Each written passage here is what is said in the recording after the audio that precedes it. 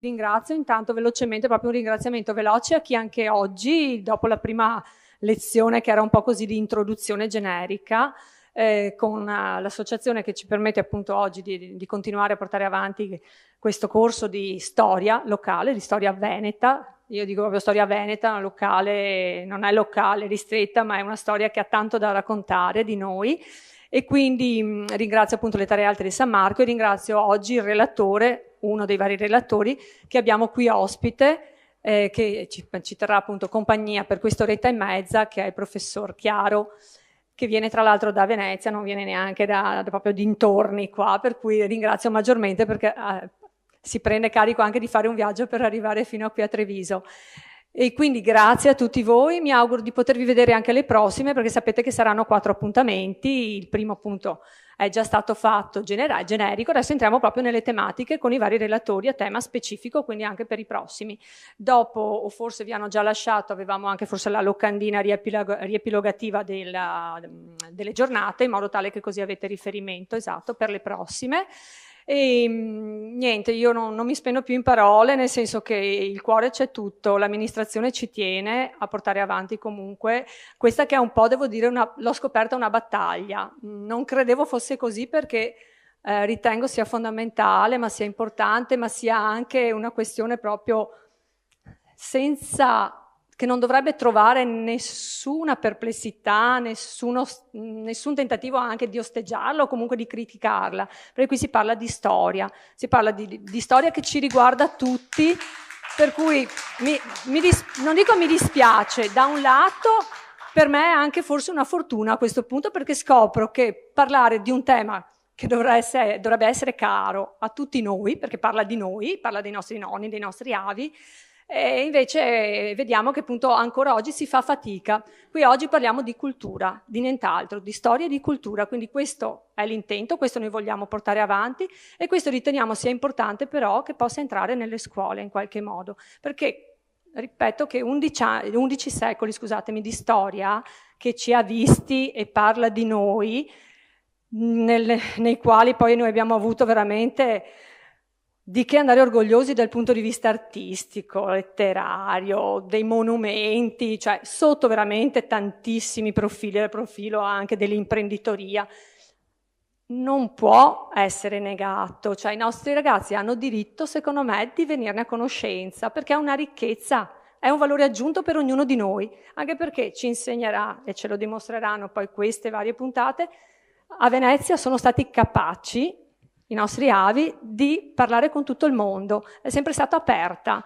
Oggi abbiamo bisogno di essere aperti, però per rapportarci con gli altri abbiamo bisogno anche di avere una nostra identità, proprio perché così siamo in grado anche di capire la diversità che c'è nel mondo, che lo fa bello e ricco, però nel rispetto di tutti. Quindi credo che questo sia anche un valore aggiunto, cioè far capire ai nostri ragazzi che sapere anche chi si è ed essere orgogliosi di chi si è ci permette poi di rapportarci in modo anche diverso, più appropriato con le altre culture e con gli altri, perché ognuna di suo sappiamo che ha delle grandi risorse, lascia in un portato di una vita comunque un qualcosa, perché tutti deriviamo, no? Da un trascorso e quindi volerlo negare vuol dire anche svuotarci un pochino, deve essere una ricchezza aggiunta, questo vuole essere questo corso, rendere più ricche le persone e coscienti del perché oggi siamo così.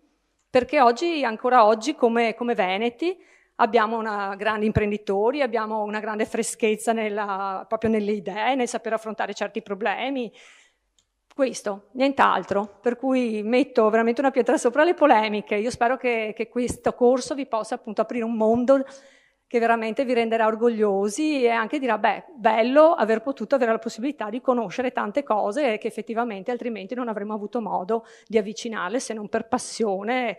È stata aperta a tutti, alla cittadinanza, proprio per dare un'occasione a tutti coloro, non solo gli insegnanti o gli studenti, ma in questo caso a tutti coloro che vogliono un attimo approfondire e capire di cosa noi parliamo quando parliamo di storia veneta. Grazie, scusatemi, professore, vai.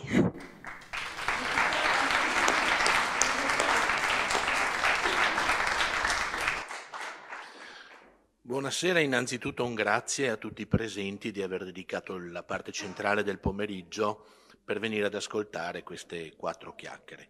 L'assessore mi ha caricato di una responsabilità che non credo di essere in grado di affrontare. Io vorrei semplicemente condividere con il pubblico delle osservazioni di carattere. L'argomento questa sera vuole essere la nascita dello Stato Veneto, dati storici e mito. Loro comprendono che con un titolo così ampio è come fare un tema libero. Io in questo senso ho cercato di individuare dei punti da sottoporre ad una osservazione comune, a considerazioni comuni. Io le porgo al pubblico, poi eventualmente anche il pubblico mi piacerebbe potesse interloquire in una seconda parte, che derivano, per quanto mi riguarda, da uno studio appassionato di storia veneta che credo ormai abbia più di 40 anni. È uno studio che non si rifà, diciamo, allo studio tradizionale che la visuale italiana, permettetemi di dire, post-risorgimentale ha della storia veneta. In questo senso devo anche complimentarmi con l'amministrazione comunale di Treviso e con l'assessore che si è speso in prima persona, con l'associazione Le Terre Alte di San Marco, perché quella che era nata inizialmente e continua ad essere un'occasione di ripensamento storico, sembra anche debba richiedere del coraggio, perché si sposta su un piano, quello politico, e io temo anche ideologico, che nella realtà questo tipo di incontri, il mio personale, quello degli illustri amici che mi seguiranno, non aveva intenzione di considerare, non lo immaginava. Del resto è anche l'amarezza allora per queste persone che sembrano esporsi in prima persona come se dovessero affrontare una questione politica in un'aula parlamentare, laddove si parlerà semplicemente di storia. Poi mi si consenta un'ultima osservazione: io rimango sempre molto deluso quando un interlocutore, venendo a parlare di storia veneta, osserva, come ho letto anche delle critiche che sono state mosse da alcuni esponenti politici della minoranza, in storia locale era meglio fare delle lezioni sul bullismo. Ma era meglio fare tutto? Anch'io sono un insegnante e mi rendo conto benissimo di questa realtà, perché insegno da più di 30 anni. Quindi sono tematiche che comprendo benissimo. Ma era meglio, tutto era meglio, ma nel presente vi è questa offerta, che non vuole essere un'offerta provocatoria o divisiva.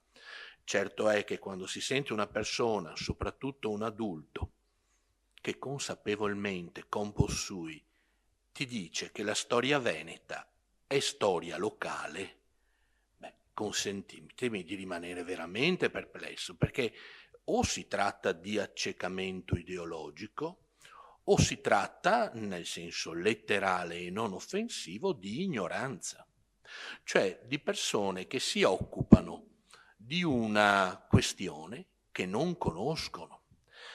Io penso che in Italia, per esempio, dopo la storia romana, sia la storia veneta che ha una valenza internazionale.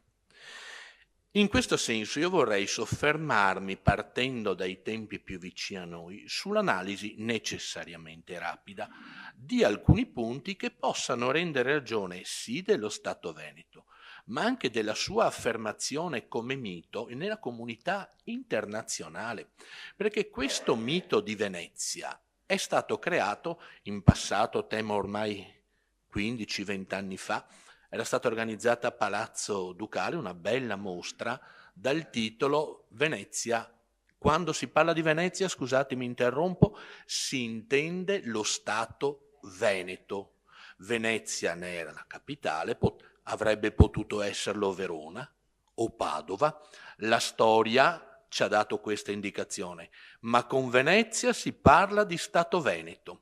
E di questo bisogna ben ricordarlo, perché altrimenti si creano dei grossi dubbi, perché qualcuno in passato mi ha chiesto: ma cosa parli tu che sei veneziano di Stato veneto? Cosa c'entra lo Stato veneto con lo Stato veneziano? Lo Stato veneziano senza lo Stato veneto non è più lo Stato veneto. diventa lo Stato veneziano. Ma allora si tradisce tutta quella che è la sua storia, perché i Veneti, come cercherò di dire proprio in 2 parole, i Veneti sono quei Veneti di terraferma che per ragioni storiche sono stati costretti a spostarsi nelle lagune e poi sarebbero ritornati in una competizione per creare uno Stato dei Veneti unito dopo l'unità romana nel XV secolo, a ridare a un popolo che è riconosciuto come tale, il popolo veneto, anche dalla Costituzione, la dignità di uno Stato. Ma anche lì io mi chiedo, ne hanno parlato dopo la fine in tutto il mondo. Io invito, mi è caro ad esempio, leggendo Ruskin, Le pietre di Venezia, Ruskin provocatoriamente apre la sua opera, lui era un amante della città, ma era un amante anche di Firenze, perché se voi leggete Mattinate fiorentine, era un amante del bello, direi. Quando ripensa alla storia, e lui è relativamente più vicino di noi, non è neppure passato un secolo dalla cessazione dello Stato Veneto, della sua frammentazione, dice, me lo dico in italiano, 3 sono gli imperi che vale la pena di studiare, che hanno caratterizzato la storia del mondo. Atene, Venezia, ma ripeto, lo Stato Veneto vuol dire, e l'Inghilterra. Scusi, l'Egitto non nominato. Roma non pervenuta. È evidente che questo non è un trattato di storia, vuole essere una provocazione. Ma quando sento un interlocutore, come per esempio questi personaggi dell'opposizione in comune, che dicono che si tratta di storia locale, non vedo perché debba parlarne Ruskin. Non vedo perché proprio forse meno di 20 anni dopo la cessazione di Venezia come Stato veneto, ne parla in un'ode molto amara anche Lord Byron, un'ode famosissima. Se è uno Stato locale, chi se ne frega? Perché ne parlano gli altri? Ancora, si studia tuttora, il professor Ronnie Ferguson dell'Università di St. Andrews in Scozia si occupa dello studio delle lingue. Lui è particolarmente attratto dallo studio della lingua veneta. La sua edizione ovviamente in inglese è edita per un editore estremamente raffinato che è Leo Olszki Firenze, i cui libri stampati sono signori libri, non è la Mondadori, e sono stampati in inglese e anche in traduzione italiana. Arriva all'osservazione fatta che, dato il percorso storico-politico dello Stato fiorentino da una parte e di quello veneto dall'altro, creandosi secoli dopo una unità territoriale italiana, è un punto di vista, il suo, ma da studioso, avrebbe avuto maggior dignità di lingua nazionale la lingua veneta. Mi si chiede giustamente quale lingua veneta? Ma la lingua veneta non ha un unico modello. Anche il toscano aveva diverse parlate. Quello che noi conosciamo, il fiorentino linguistico, diciamo così, è la sua variante più nobile che si è imposta. Ma si è imposta perché? Solo perché uno sparuto gruppo di intellettuali l'ha accettata come lingua di comunicazione comune al posto del latino. Questa lingua italiana per dotti avrebbe rischiato addirittura alla fine del 400 di sparire, un forte ridimensionamento, se non l'avesse recuperata e riproposta non un fiorentino, ma un padovano, Pietro Bembo. Allora loro comprendono bene che quando si parla di italiano, come diciamo noi, sento i miei alunni che mi dicono fanno Dante, fanno letteratura italiana antica. Quella non è letteratura italiana, è letteratura fiorentina. Non si può chiamare letteratura italiana la lingua di una parte di quella che poi sarebbe stata l'Italia, quando ancora l'Italia, lo confermava Metternich, l'Italia era un'espressione geografica. Si potrà parlare di lingua italiana dopo il 1861. In realtà è difficile parlarne già allora, perché basta leggere Verga, uno legge Verga, vede cos'è accaduto nella descrizione della battaglia di Lipsa nei Malavoglia, mentre da una parte una flotta meno armata, meno potente, meno recente, austriaca, filava tutto benissimo, e nella flotta italiana appena nata, siamo 5 anni dopo l'unità d'Italia, e gli ufficiali gridano degli ordini che i marinai che provengono da ogni regione italiana non sono in grado di comprendere. E qua non lo dice un pericoloso sovversivo venetista, lo dice Giovanni Verga, che mi pare fosse di Catania, quindi basta leggere con attenzione e in modo anideologico quelli che sono i documenti a nostra disposizione. Fatta l'Italia bisogna fare gli italiani. Perché questa famosa battuta? Perché è più facile farla dal punto di vista politico che non dal punto di vista linguistico, e tutti noi sappiamo che ancora dopo la fine della Seconda Guerra Mondiale, se non fosse stato per quel straordinario programma del maestro Maggi, io ero troppo piccolo per ricordarmelo, ma mia mamma e mia nonna me lo ricordavano sempre, anche la conversazione in lingua italiana all'interno dei confini politici del paese non sarebbe stata così facile. Quindi non era la lingua italiana, anche quella è una menzogna.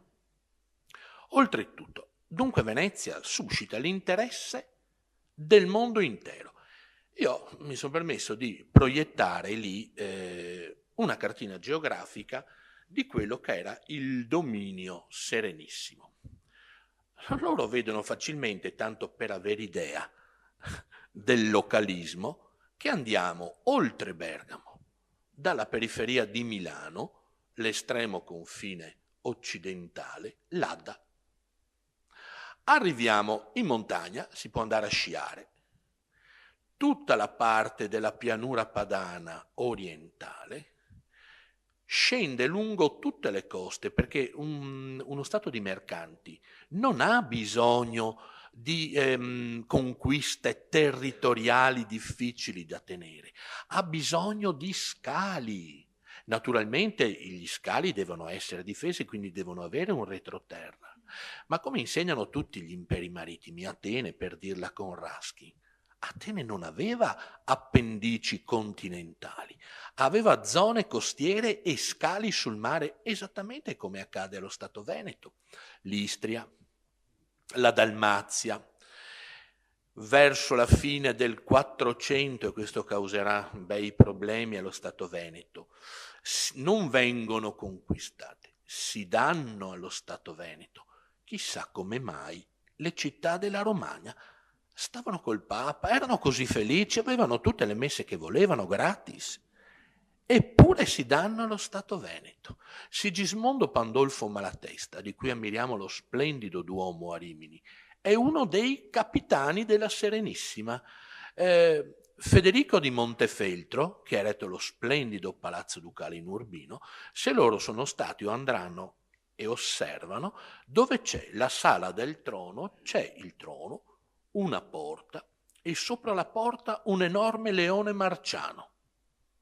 Che ci sta a fa a Urbino? L'aveva chiesto, lui era uno dei comandanti del Veneto Dominio e aveva chiesto esplicitamente al Senato di potersi fregiare della concessione di avere il leone al Palazzo Ducale di Urbino.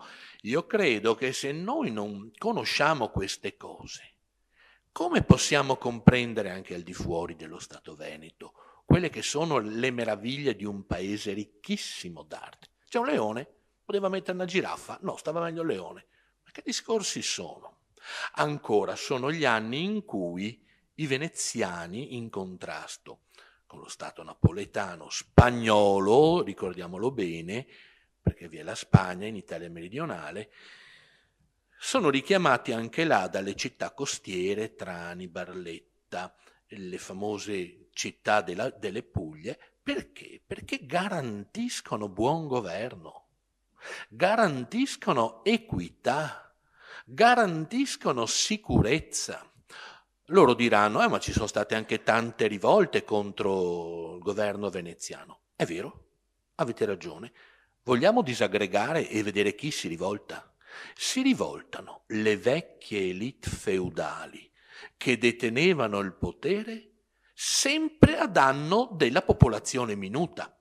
E guarda caso, basta vedere i documenti di Machiavelli che descrivono dopo il disastro della Lega di Cambrai, dopo Agnadello, l'occupazione delle terre venete, che meravigliato, mentre tutti i vecchi membri dell'aristocrazia feudale immediatamente sono passati ai francesi, agli spagnoli, al Papa, eccetera, stranamente i paesani si ribellano e anche malearmati con forconi cercano di resistere alla prepotenza dell'occupazione militare degli alleati della Lega di Cambrai. E Machiavelli si chiede, io non capisco, certo non si possono tenere questi paesi con questi paesani vivi. Quindi anche là cerchiamo di comprendere, nemici lo Stato veneto ne ha sempre avuti, ma vediamo quali fossero i nemici e quali fossero gli amici, cioè cerchiamo di individuare le ragioni del consenso quanto fossero estese in tutta la terraferma rispetto alle ragioni del dissenso. Questa è una riflessione che ciascuno di loro potrà farsi. Poi vedo che scende addirittura l'Albania, sono anni difficili, non dura molto perché poi l'interno verrà conquistato dai turchi e il paese verrà islamizzato. Poi naturalmente qui siamo all'ingresso dell'Adriatico, se loro consultano qualsiasi mappa del 500-600, tedesca, francese, inglese, non si usa la parola mare Adriatico, la parola è Golfo di Venezia. Come mai? C'era anche Ancona, c'erano gli stati della Chiesa, dall'altra parte c'erano gli stati di Napoli, no. Golfo di Venezia. Venezia, per esempio, lo controlla. Molto presto deve cedere, dopo la rotta di Agnadello, i porti delle Puglie. Anche se fino a tutti gli anni '20, alla fine degli anni '20, Venezia è ancora presente presso questi porti delle Puglie. Quindi non è una meteora. Controlla l'Egadi, posto splendido, era uno dei magazzini di rifornimento della flotta, controlla il litorale albanese e soprattutto qua l'hanno messa troppo appiccicata Corfù è più spostata e più su, Corfù è la chiave del Golfo, che Venezia, lo Stato Veneto, non perderà mai di controllare. Quindi l'accesso al Golfo di Venezia è tale perché con tutti quei luoghi di controllo è impossibile, per chi non sia ammesso, risalire. Noi abbiamo qua, nella parte meridionale della Dalmazia, dopo la disgregazione dell'ex Jugoslavia, politicamente oggi fa parte del Montenegro, parlo di Cattaro, che è un fiordo stupendo, un posto di una bellezza paesaggistica, naturale, straordinaria, ma anche di un patrimonio architettonico ugualmente straordinario, perché se loro hanno avuto occasione di vederlo, troveranno che Cattaro, ora Kotor, che era la base della marina veneziana a controllo del Golfo, è una cittadina del XV secolo di una bellezza straordinaria. E se loro guardano la tipologia degli edifici, delle costruzioni, delle vie, e poi si allontanano, si addentrano nel territorio, non possono non notare la facies, l'aspetto differente dei monumenti, delle chiese, dei palazzi all'interno del territorio. Come mai? Perché il territorio sul mare era abitato da una popolazione che era sempre stata romana e aveva sempre redatto in lingua, come Ragusa, sento chiamare Dubrovnik, Ragusa. Loro sono sempre stati, Venezia, lo Stato Veneto li ha avuti per poco, hanno costituito uno Stato cuscinetto necessario tra il dominio turco a sud e quello veneto a nord. Ma anche là sembra una città tra virgolette, italiana, non ha caratteristiche balcaniche. Faccio questa piccola polemica perché? Perché se loro vanno là, io ho delle difficoltà, vado a Cattaro, mi dicono che la battaglia di Lepanto l'hanno vinta gli abitanti di Cattaro, saranno stati 4-5 mila. La battaglia di Lepanto ha visto affrontarsi come minimo 50-60 mila uomini. Quando vedo il Duomo di Sebenico mi dicono che quella è arte croata, io me la metto via, ma loro comprendono benissimo cosa voglio dire, cioè la pietra non smentisce, grazie, sì. La pietra non smentisce, quindi profondamente si radica lo Stato Veneto anche in questi territori. E poi scesi a sud dell'Albania siamo in area greca. Abbiamo le famose isole greche che cominciano con Corfù, si sta pianta, fa un po' schifo, chiedo scusa, e si chiudono con Citera, Cerigo e Cerigotto, qua sotto, che separano lo Ionio dall'Egeo e costituiscono il famoso Eptaniso, 7 isole ovviamente in greco. Questo è l'ultimo lembo del territorio dello Stato Veneto che rimane quando arriva il gran ladrone d'Europa nel 1797, come sapete, pone fine al dominio veneto. Ma prima il dominio veneto aveva tutto il Peloponneso, aveva l'Attica, aveva le isole del Golfo Saronico, ecco qui questa è Egina, anche questa è messa molto male qua, vabbè. Tutte le isole dell'Egeo, Negroponte, ovvero l'Eubea, e su per arrivare agli stretti, controllava da una parte gli stretti e in una fortissima contesa con i genovesi la parte di Tana. Tanai era il nome classico del fiume Don, quindi la parte costiera del Mar d'Azov qua e della penisola di Crimea. E poi ancora rimasuglio di un'epoca delle crociate, Candia, si può chiamarla così, visto che lo si è chiamata per quasi mezzo millennio, comunque Creta, è arrivata tardi, ma sempre contesa tra veneziani e genovesi, che prima l'avevano occupata, Cipro.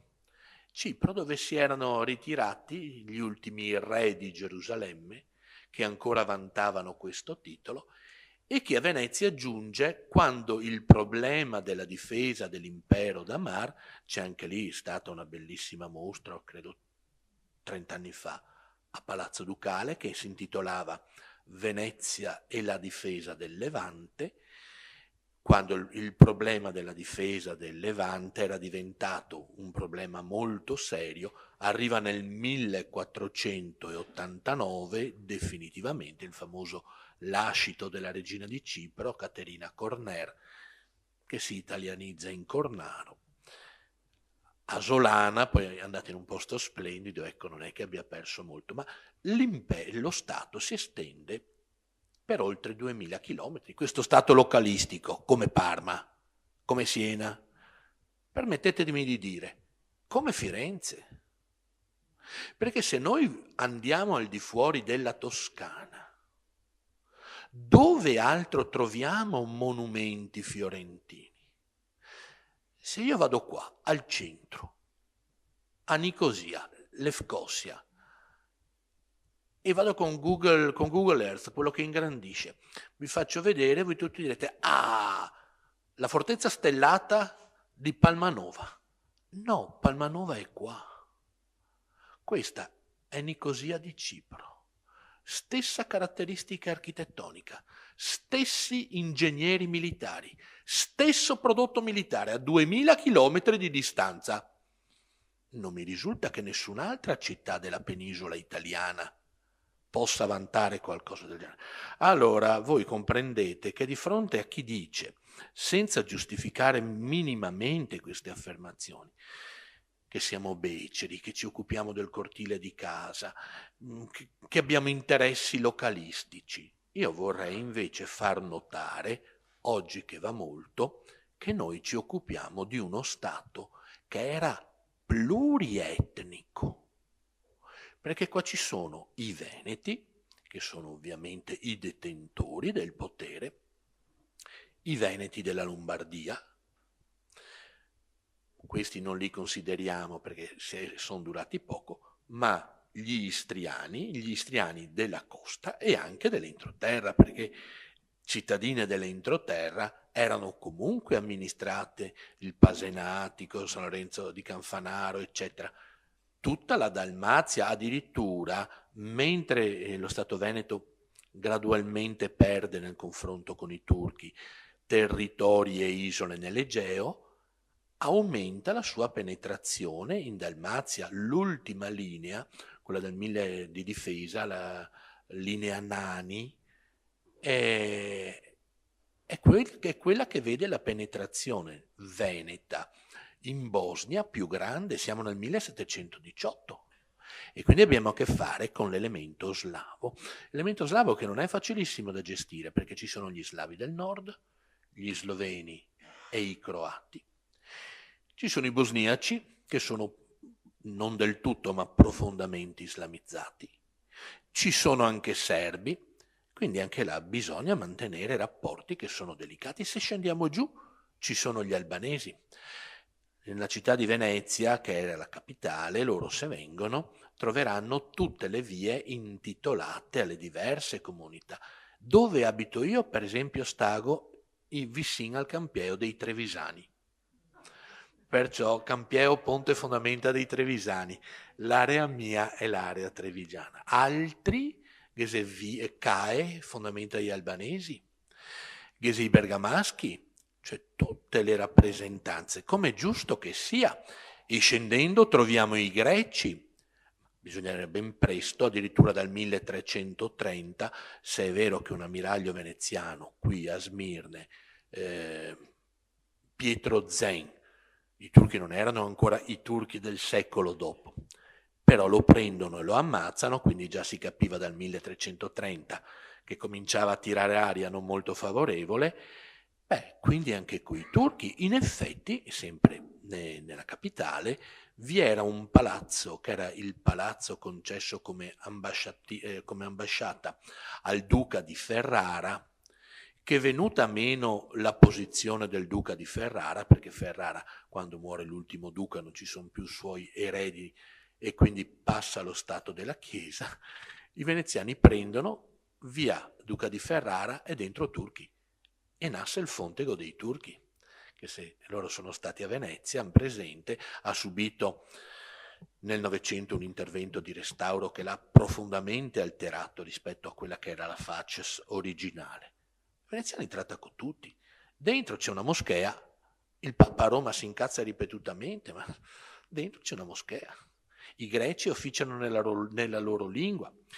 Quindi il problema di gestire questi rapporti non era facile, eppure se loro escono dalla fase, diciamo così, di omogeneizzazione che era inevitabile, mi riferisco all'inizio del secondo millennio, dopo il 1000, poi magari ci verrò più vicino. In quella che è l'Europa matura, l'Europa cioè che viene a formarsi dalla fine del 600, anzi dalla metà del 600, dopo la guerra dei 30 anni che aveva travolto la parte centrale del continente europeo, problemi di amalgama di popoli, di questa variegata rappresentanza di popoli all'interno dello Stato Veneto, non c'è mai stata.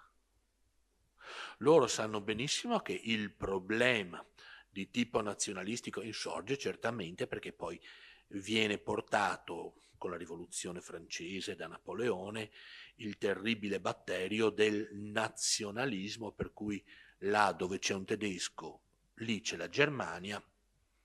Quindi siccome sul Volga che c'era tedeschi, sul Don che c'era tedeschi, all'Oderneisse che c'era tedeschi, ci siamo curati 2 belle guerre mondiali con alcune decine di milioni di morti e tutto questo. In uno stato multietnico il rispetto era totale per tutti. E a me, se permettete, piacerebbe leggere, tanto per dire, uno degli elogi più belli che io conosca su quello che è stato il governo veneto, neanche qua a Treviso, a Verona. A Verona ricordiamo tutti l'affetto del popolo per quello straordinario movimento che c'è stato delle Pasque veronesi. Arrivano la soldataglia, il famoso l'armata degli straccioni, come diceva lo stesso Napoleone, e la prima cosa che vietano è di celebrare la Pasqua, qua non si può andare a San Marco, abolito il Natale, eccetera. I veronesi anche si incazzano e fanno quella famosa insurrezione, nota come le Pasque veronesi, dove il popolo reclama a gran voce la restituzione del governo di San Marco. E siamo qua, a Verona.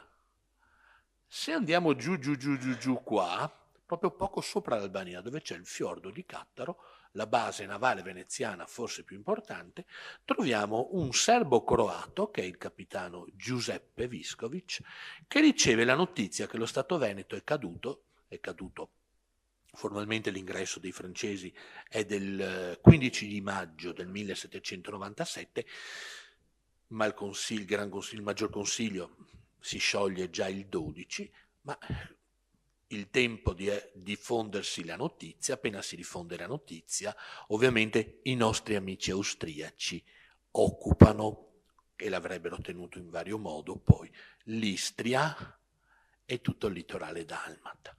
Ma giù, a Cattaro, Giuseppe Viskovic, capitano di marina, non si rassegna finché il 23 agosto si rende conto è stato l'ultimo punto di territorio veneto dove si riconosce la cessazione dell'autorità millenaria dello Stato. E non può sciogliersi così e fa, tanto per dare l'idea dello Stato multietnico, un saluto, un commiato allo Stato veneto che ormai è cessato. Lo fa in serbo-croato. Non voglio leggervelo in serbo-croato, non lo so leggere, credo non lo capireste. Però mi piace, spero che non tutti lo conoscano perché è un testo che è davvero toccante, nella traduzione veneta. Sono tutti riuniti nella chiesa di Perasto, che è un po' oltre Cattaro, di fronte al bellissimo isolotto della Madonna dello Scarpello.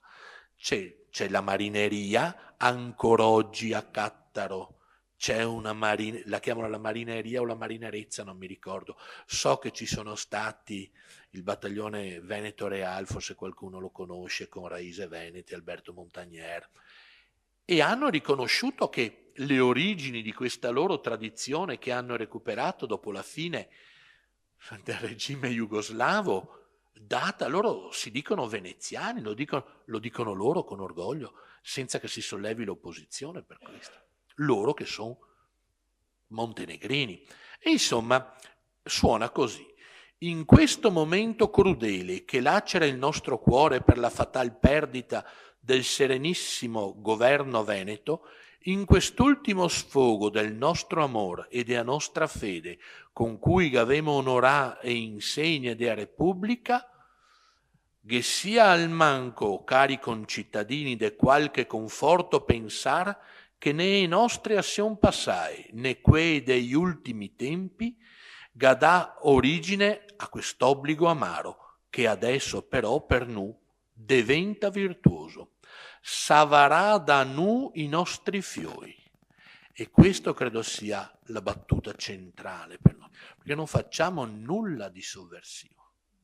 Dobbiamo semplicemente passare alle giovani generazioni, come mi fa piacere di vedere dei giovani, quel testimone che quando noi, per ragioni anagrafiche, non saremo più in grado di poter o non potremo più trasmettere, non si spenga con noi questa conoscenza, ma ritrovi degli altri più giovani che la mantengono viva.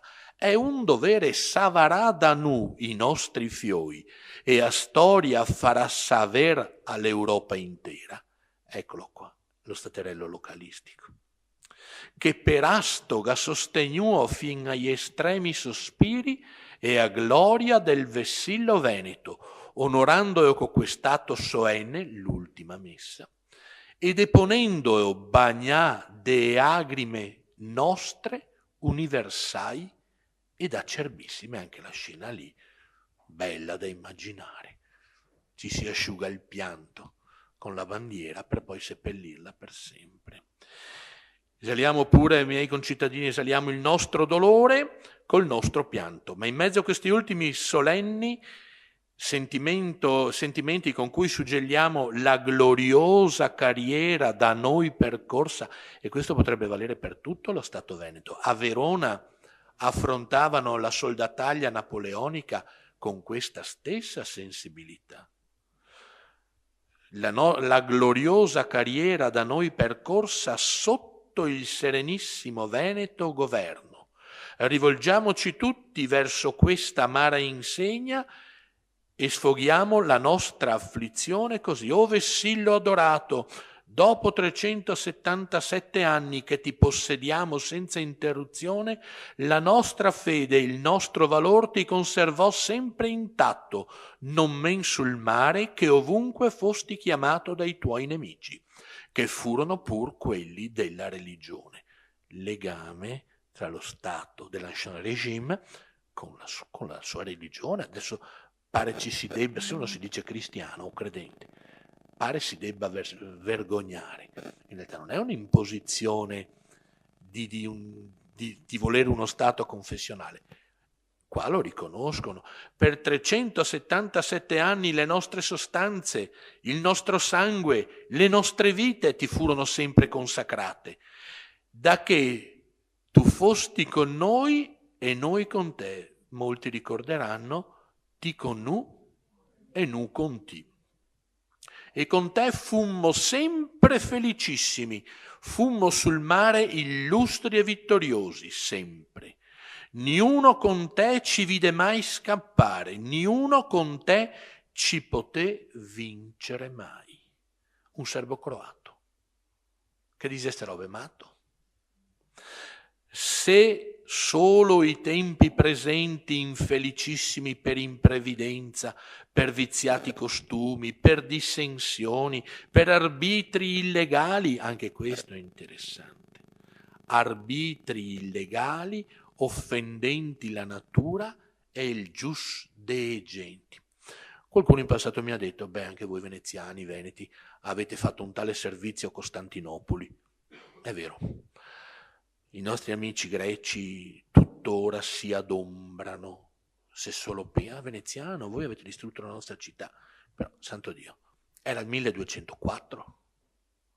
Adesso siamo nel 1797. La giurisprudenza internazionale sarà pure cambiata in 6 secoli, o no? Quindi certi commenti decontestualizzati sono commenti che non si sostengono, non hanno ragione d'essere.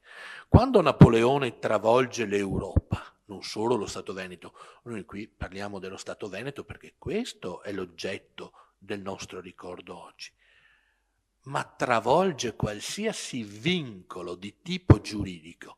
L'Europa, ma molto di me lo diranno i colleghi che mi seguiranno, Fogliata, Francesco, ha buttato al diavolo secoli di giurisprudenza. L'Evo moderno lo ha travolto per i suoi meri interessi, certo, poi la Tocchetto potrebbe dire ci ha portato la democrazia. Non so, la democrazia è andato per le case del Veneto a prendere i contadini, violentare le signore, così giusto per intrattenerle, e ne ha spediti 32.000 in Russia, con la minaccia delle armi e la violenza sulle famiglie, da cui sono tornati in meno di 2.000. Adesso io devo fare un bilancio, onestamente, tra uno Stato che per secoli ha assicurato, col paternalismo è vero, ma ha assicurato la stabilità e anche un'esistenza dignitosa per tutti. E quell'altro che in pochi anni ha travolto l'Europa, certo nominalmente ci ha portato la democrazia, ma io mi chiedo cosa se ne facevano della democrazia i contadini veneti, con le mogli violentate, il bestiame predato e loro mandati a morire sulla Beresina. Saranno morti più felici che a star sotto il doge? Non so, chiedo a voi, perché la storia oggi passa tutto attraverso un filtro ideologico. E io la conosco perché insegno appunto in un liceo classico, mi leggo i testi che poi leggono le mie figlie, i miei alunni, e davanti alla resa in certi modi dei fenomeni storici mi dà il voltastomaco. Ecco perché ritengo che sia assolutamente necessario ripristinare il vero storico. E quindi questa l'ho letta perché non si poteva fare a meno. Ma tornando a noi, come fa? È vero che lo Stato Veneto e Venezia sono avvolti da una aura di sacralità, sì è vero, perché dovunque andiate, basta dire sono di Venezia, sono veneto, e dico, ah Venezia sì. E come può essere nato questo? Io volevo prendere in considerazione alcuni punti da trattare però purtroppo velocemente. Un punto per esempio potrebbe essere le relazioni tra veneti, cioè veneziani d'acqua, veneziani di terraferma e greci, quindi una comunità molto ampia. Poi mi sarebbe piaciuto farvi vedere qualcosa da un documento che insolitamente non si consulta. Io mi vergogno perché li porto da Venezia, perché non conosco questi monumenti qui nella città di Treviso, mi riferisco alle epigrafi. Penso che i monumenti splendidi come San Francesco o San Nicolò, epigrafi dei secoli scorsi, saranno numerosi, ma la mia ignoranza mi porta a non conoscerle. Quindi invito anzi voi quando andrete di vedere, perché sono tutti in latino certamente, ma sono documenti straordinari di quell'epoca. Poi mi sarebbe piaciuto, lo mettevo sotto la rassegna, le pietre raccontano, e poi anche i grandi personaggi che hanno caratterizzato la storia veneta. Perché com'è inevitabile in uno Stato così grande, grandissimi e straordinari sono stati i successi militari e non solo, e gravissimi e terribili sono state le sconfitte. Sembra quasi che lo Stato veneto non sappia muoversi se non nella sua complessità, nella dimensione dell'epica, non nella narrazione del romanzo, ma dell'epica. Io ci rifletto da più di 40 anni e sempre più mi confermo in questa idea. Poi l'epopea della guerra di Cipro. Il bello è che tutte queste cose, la figura di Marcantonio Bragadì, ci sono tutte le registrazioni dei testimoni oculari. A me in questo momento, per esempio, viene in mente Fra Angelo Gatto. Se loro digitano Fra Angelo Gatto possono reperire facilmente anche il suo testo dei fatti di Cipro, eccetera, oppure il racconto fatto da Andrea mi pare, Martinengo, cioè tutti i sopravvissuti della battaglia, e abbiamo la descrizione della figura di Marcantonio Bragadì come un imago Christi. Quando lo spellano, le due colonne che ci sono sempre dove c'è uno Stato veneto, ci sono sempre le due colonne dove si amministra la giustizia, Fra Angelo Gatto ci dice che dopo che per l'ennesima volta il comandante turco gli aveva detto rinnega la patria, rinnega Dio, la flotta che doveva venire a salvarti, dov'è? La vedi?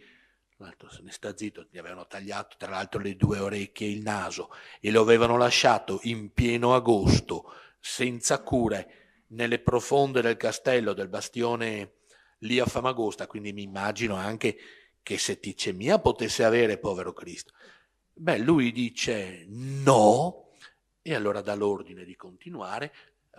Ci racconta Fra Angelo Gatto che lo scotennamento, non so neanche io come si dica una cosa del genere, arriva fino all'ombelico.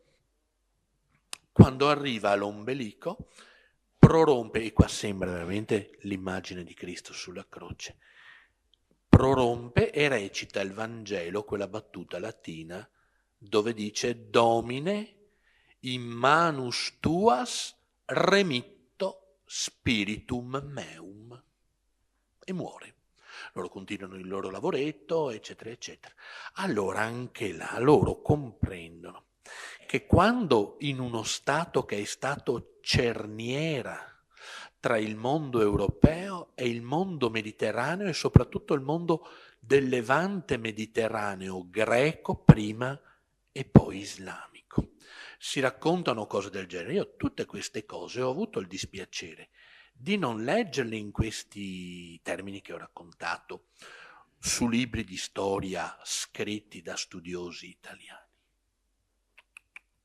Questo, per esempio, l'ho letto di uno studioso berlinese, che ormai sarà nonagenario, Ekkehard Eickhoff, in un bellissimo libro, tradotto per fortuna in italiano, io non leggo il tedesco, Venezia, Vienna e i turchi, ed edito da Rusconi.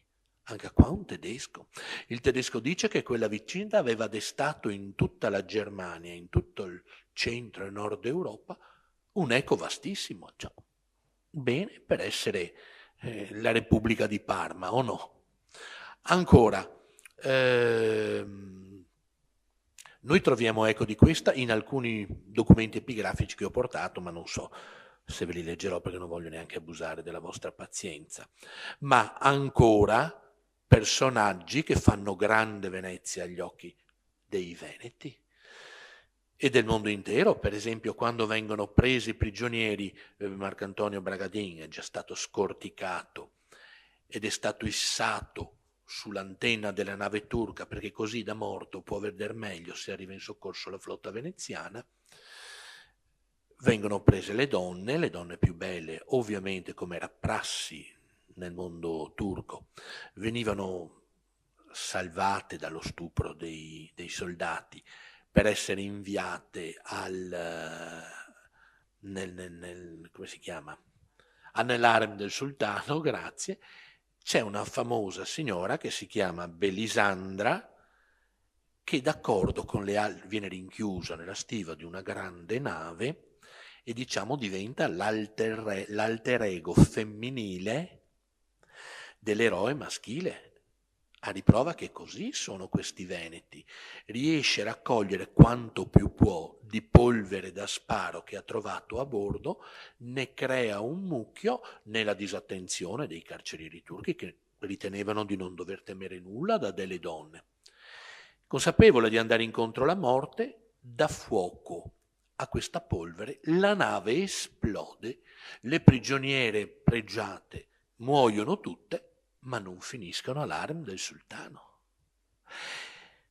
Un'altra immagine come questa, per esempio, può essere riferita sempre in quell'episodio straordinario ad un altro ufficiale. Loro sanno che la battaglia poi che si svolge a partire dal settembre del 1570 e la resa inevitabile il 1° agosto del 1569 e la resa inevitabile è il 1° agosto del 1570, e un altro capitano, erano 7500 quelli della guarnigione veneta, c'erano molti veneti, non solo, io credo ci fossero più veneti che veneziani, contro turchi che inizialmente erano 150.000, poi pare che siano arrivati fino a 250.000, bisogna far saltare le postazioni perché altrimenti si sono incuneati nel baluardi maldifesi e penetreranno in città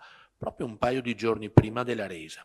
E un capitano, il capitano Malvezzi, che aveva preparato l'innesco, deve far brillare la polvere e niente. L'innesco non funziona.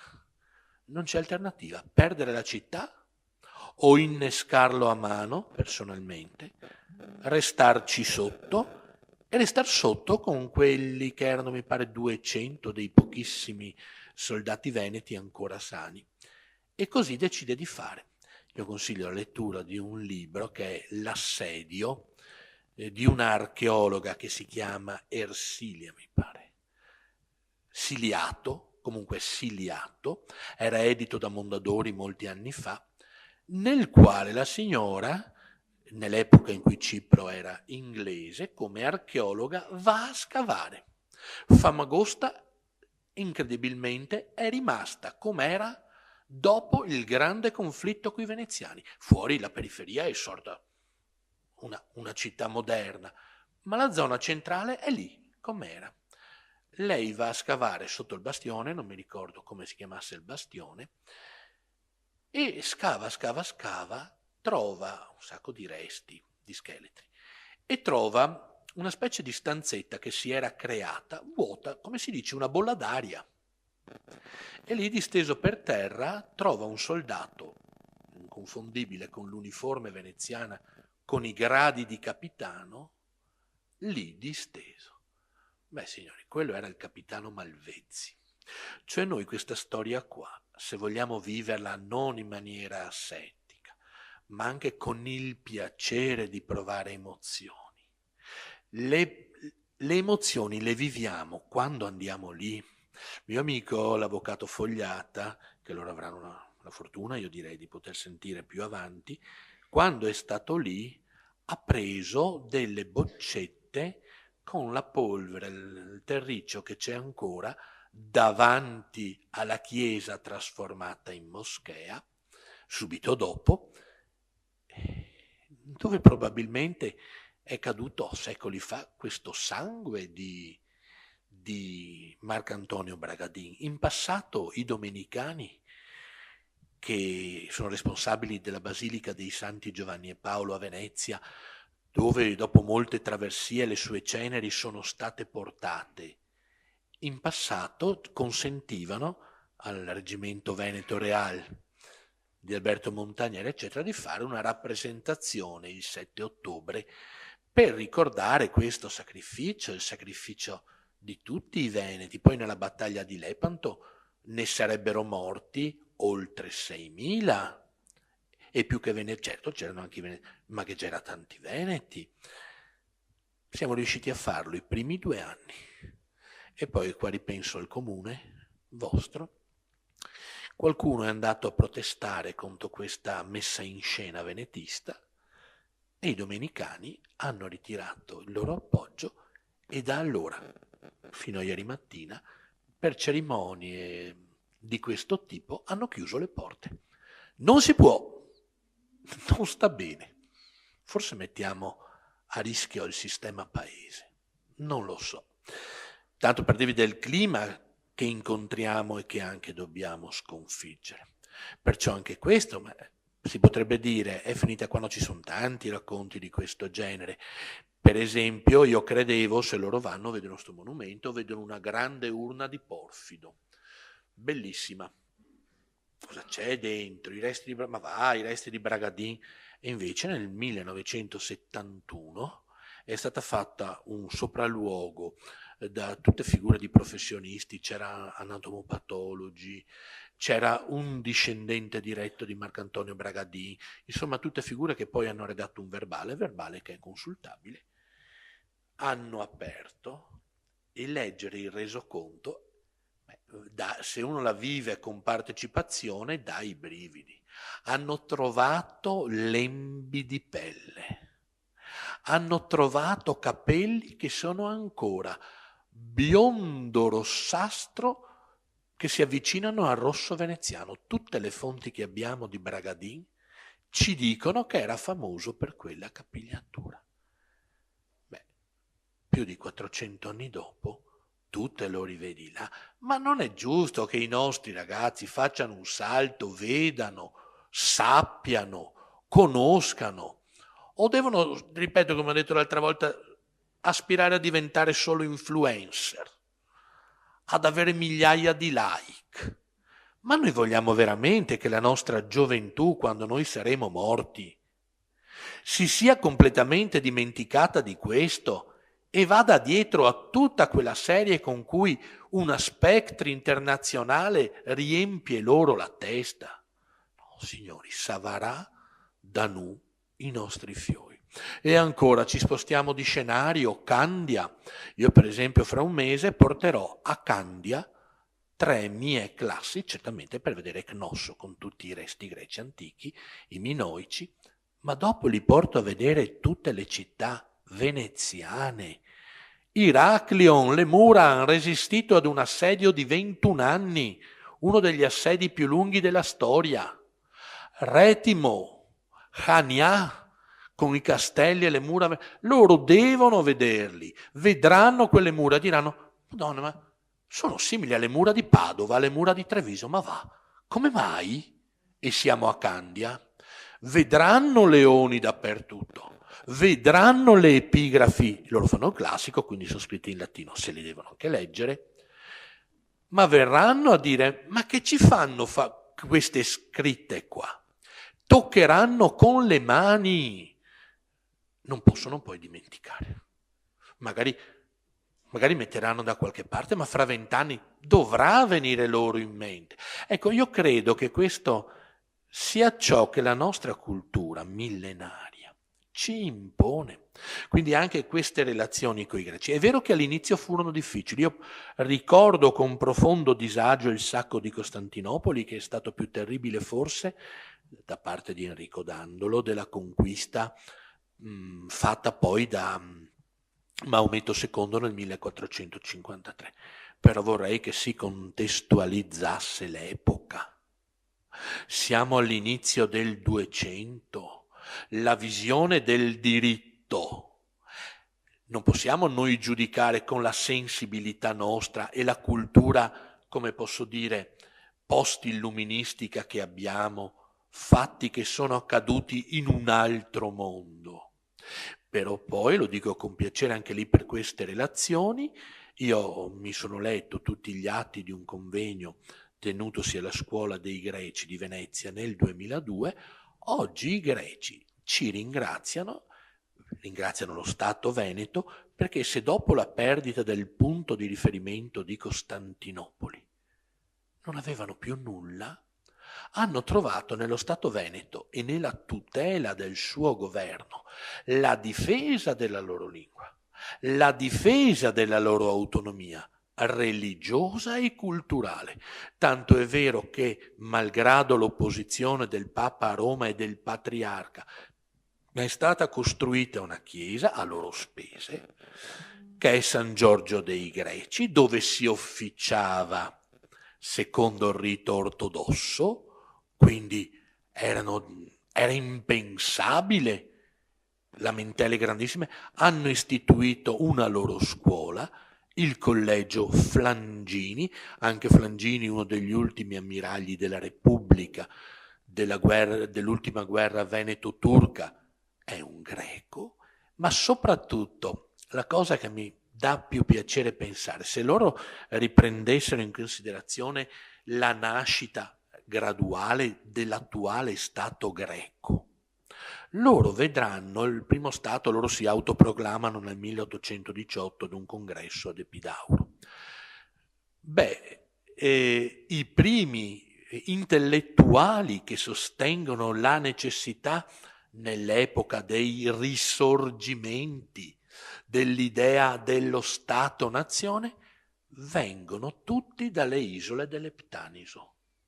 Corfù, Zante, un certo Fosco Zante o Zacinto, nessuno che venga da altri posti. Come mai? Ma lo riconoscono loro stessi. Lo Stato veneto aveva avviato, in un'epoca più matura, più consapevole, il coinvolgimento delle élite della popolazione greca nella difesa di quei territori.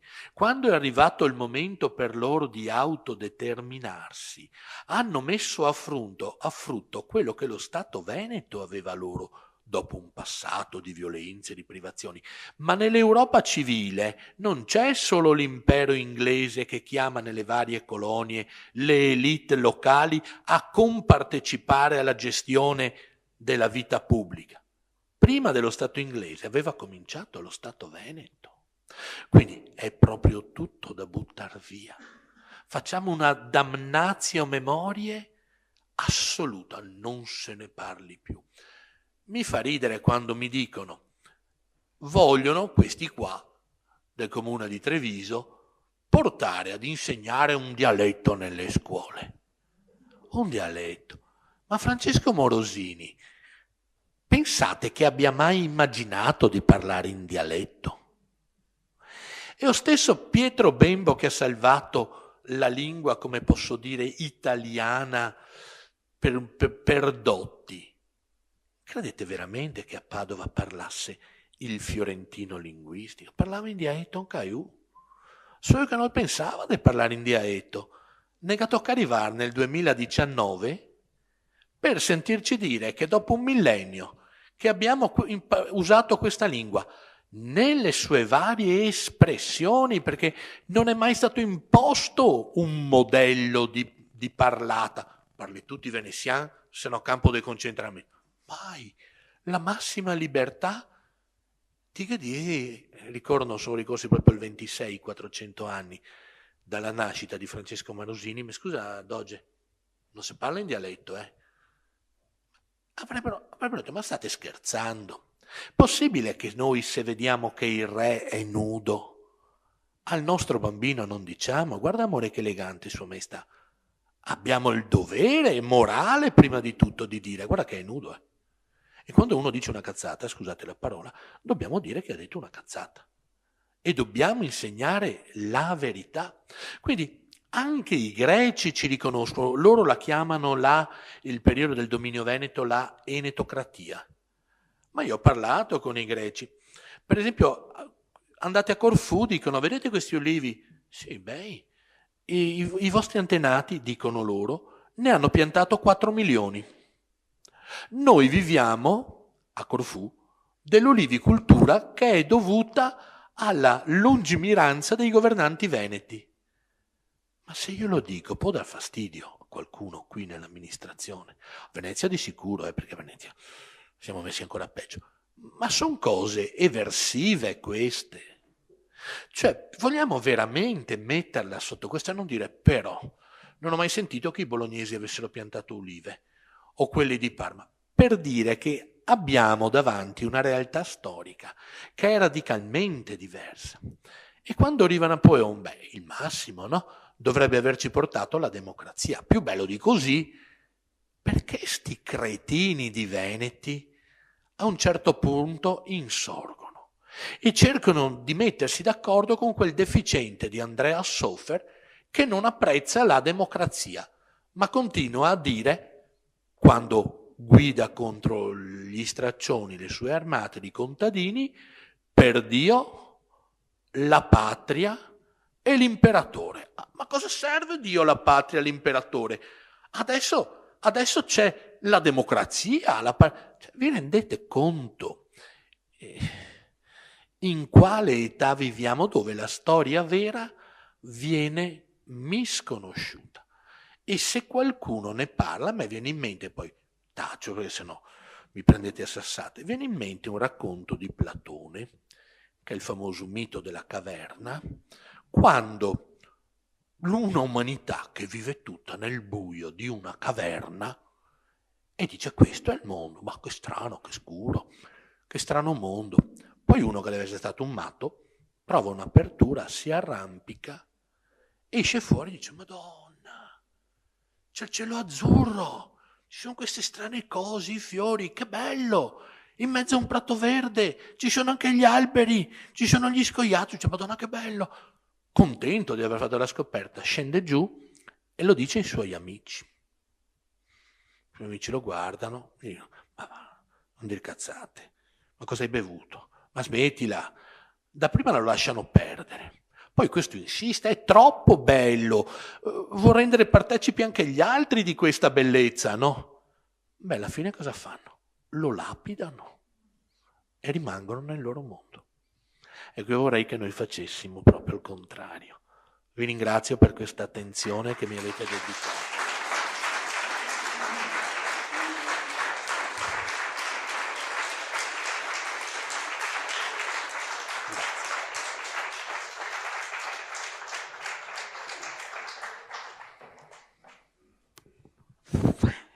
Allora, io chiedo scusa perché veramente, mi dispiace, ma Francesco Chiaro ha toccato il cuore, credo ha toccato il nervo. Quest'ultima immagine è veramente molto bella. Io spero veramente che questa sera siamo entrati tutti, eravamo tutti in quella caverna e abbiamo visto i fiori fuori. Spero sia stato un po' un seme che è stato lanciato e che questo sia un motivo proprio per farvi tornare. Io devo dire, il mio cuore è sempre stato rapito dalla nostra storia e lo dico sempre ai ragazzi quando li incontro. credo che sia veramente un lasciarsi portare, no? Dentro a quest'onda. Venezia è stata fatta nel mare, costruita nel mare. Io dico sempre, questi veneti a suo tempo potevano scappare via terra, perché per logica uno dice arrivano queste orde, vado, mi allontano, no, questi hanno pensato di andare in mezzo all'acqua, il che già ci fa capire quanto grandi e quanta capacità avevano di guardare avanti, veramente di mettersi in gioco. E la nostra lingua, che ahimè appunto nessuno vuole parlare questa lingua, ma è una lingua, è come il mare. Venezia è nata nel mare, la lingua è come il mare e la nostra lingua è come il mare proprio per tutte le varianti che ha.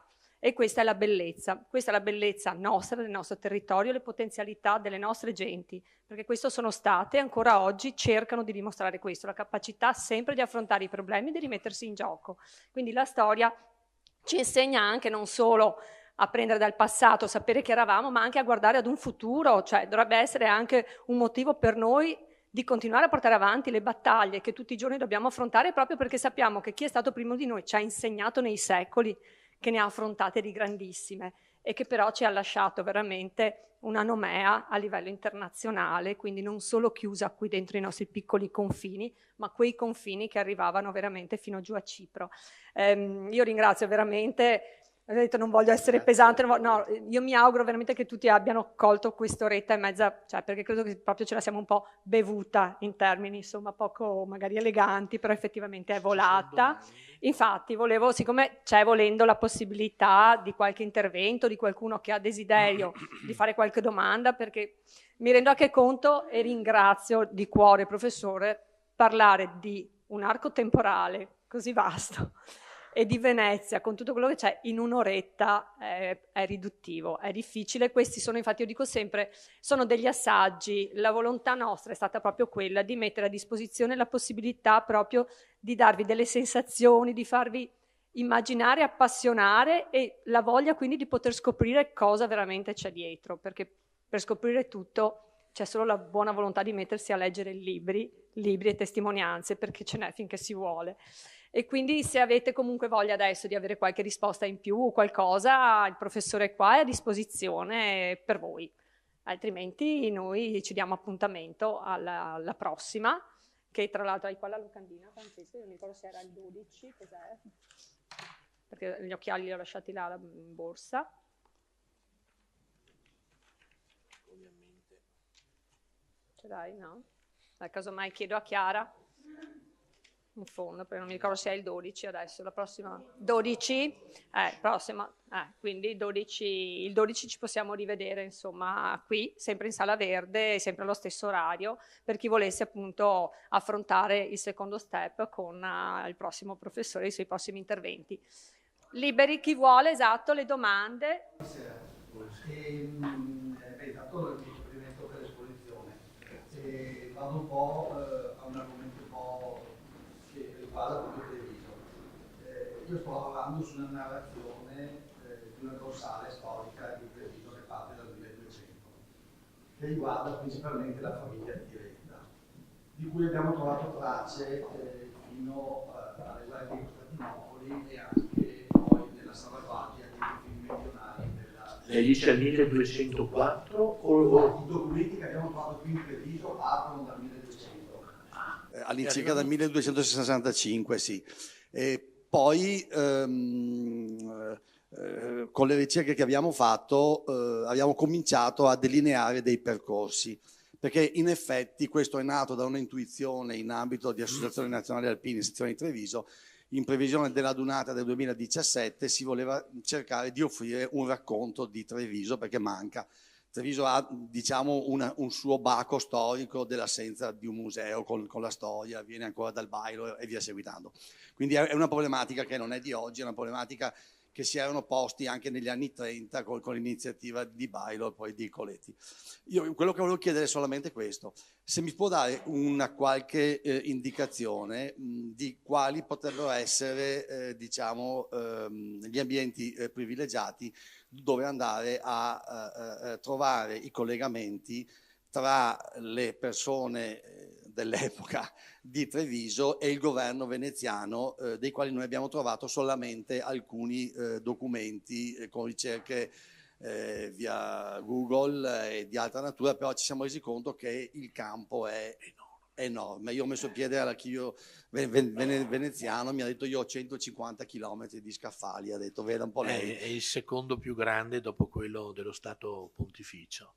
Volevo solo dirle un'ultima cosa.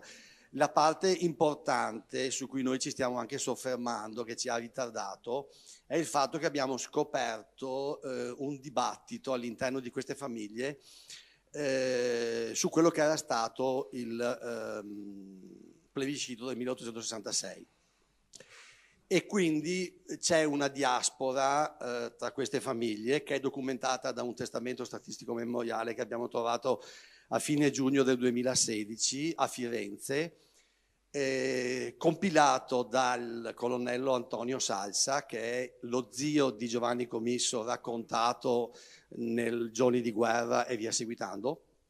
E anche abbiamo trovato degli scritti di sua mamma che racconta di quando veniva a Treviso e via seguitando. Orbene, nel 1867 il fratello di questo Carlo Salsa risulta essere, scusi, il fratello di Antonio si chiamava Carlo, risulta essere l'organizzatore della visita di Garibaldi, perché era stato suo ufficiale, amico personale e via seguitando. Succede che un ramo dei Tiretta si rifiuta di ricevere Garibaldi e quindi gli viene spiegato perché passa per Calle dell'Oro, perché i Tiretta sprangano il palazzo che esisteva dove oggi è l'angolo tra via San Nicolò e via Gabella d'Annunzio, solamente che abbiamo trovato una memoria di una giovanissima Tiretta che dalla soffitta è riuscita a guardare fuori il passaggio di Garibaldi. Ovviamente c'è stata una spaccatura tra queste famiglie perché il ramo di Giuseppina Tiretta, che è la nonna di Giovanni Comisso, aveva deciso, difatti ci sono le immagini del 1866 di Tommaso Salsa e Giovanni Salsa con la divisa da bersagliere, mentre l'altro ramo si era decisamente ha sconfessato. Abbiamo trovato anche tracce per l'amicizia con Fusinato e c'è anche una scritta memoria a Treviso nel cimitero di San Lazzaro su Edoardo Tiretta. Beh, comunque gliela faccio breve. La Regione Piemonte, senza invitare nessuno dal Veneto, ha riconosciuto una storia che si chiama Ritorno a Palazzo Lascaris, per cui poi questi Tiretta nel 1899 si spostano a Torino, Edoardo Tiretta, la sorella Emilia e la figlia Augusta Tiretta. Quindi dimostrano cavallerescamente tutto il loro biasimo nei confronti dei Savoia, che qualcuno me ne vorrà. In questi scritti vengono chiamati i Savoietti e vengono anche chiamati i Carignano, e poi ho trovato anche un'ulteriore memoria dove vengono chiamati i Montanari. E vabbè, comunque, fatto sta che questi comprano Palazzo Lascaris, che era appartenuto alla famiglia Benso di Cavour. Sono storie incredibili che noi ci siamo trovati a scoprire, perché qui nessuno ha mai toccato questo. Quindi anche i biografi di Giovanni Commisso, che è fortemente appartenente a questa storia, non l'hanno neanche minimamente preso in considerazione, non avevano neanche capito che è cugino stretto di Carlo Salsa, l'autore di Trincee, ma potrei continuare, perché abbiamo una serie di personaggi incredibili che fanno tutti capo a questa dorsale, che poi va fino a che si imparentano con gli Zuccareda, sono parenti con i Barbaro, sono parenti con i Volpi, sono parenti con i Bignami. Abbiamo trovato le tracce di quando del 14 giugno del 1848 sono usciti dalla porta di Sadi 40 e arrivano al Po e vengono traghettati dalla famiglia Bignami. Dall'amicizia con la famiglia Bignami nasce uno sposalizio nel 1876. Da questo sposalizio nasce con Loredana Caterina Tiretta ed Evangelista Bignami. Nota, Evangelista Bignami è uno dei più giovani patrioti d'Italia, perché ha fatto le 5 giornate che non aveva neanche 11 anni. Abbiamo trovato le tracce del palazzo di questi Bignami. Fatto sta che Palazzo Lascaris, come lo vediamo noi oggi, è come lo ha trasformato Augusta Tiretta. Teniamo conto che il governo italiano nel 1914 aveva difficoltà a dare 2 milioni agli Asburgo per comprare Villa d'Este. Augusta Tiretta, quando vende nel 1917 il palazzo perché scopre che ha un male incurabile, morirà a 48 anni nel 1920, lo vende per 1 milione di lire.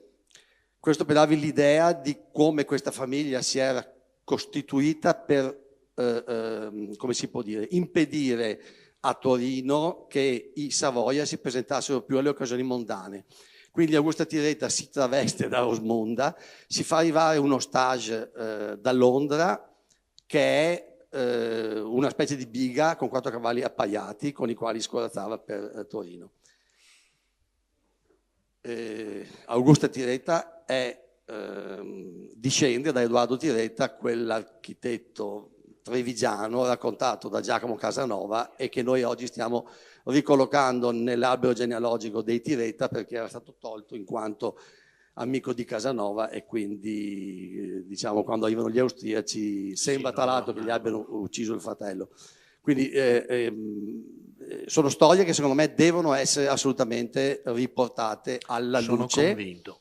Perché tra l'altro c'è dentro anche Salsa Tommaso, il generale, compagnia briscola, c'è dentro il tiramisù perché abbiamo trovato il collegamento del mascarpone di cui parlava Giovanni Comisso, che è questa famiglia Bignami che aveva possedimenti fino al Po a Maleo. E le dico, noi stiamo in questo momento cercando di trovare diciamo alleanze perché è una storia che è troppo grande per noi. Lei ha perfettamente ragione, qua mi coglie totalmente impreparato e devo dirle senza girare la domanda, io non mi sento in grado di aiutarla. Dico che ciò che lei ha riferito a me e a tutto il pubblico secondo me merita senz'altro una pubblicazione, anche perché arricchisce la storia, quella parte, come diceva Manzoni, di re, imperatori, guerrieri e papi, di quello che invece è il vissuto delle nostre città, dove uno può riconoscere la via, la finestra, la porta, perché i grandi rimangono per noi sempre distanti alla fine. Li viviamo come modelli da seguire, da non seguire, ma quello che lei dice richiama a chi abita lì, a chi vive in questa città, l'immediatezza che lo porta dal presente a 2 secoli fa. Se poi mi dice addirittura documenti dalla metà del 200, quindi quando era libero comune, direi che è interessantissimo. Dovrebbe veramente cercare con i suoi collaboratori di studi di riuscire a riportare in una pubblicazione quanto ha raccontato. Io purtroppo non mi sento in grado di poterla aiutare.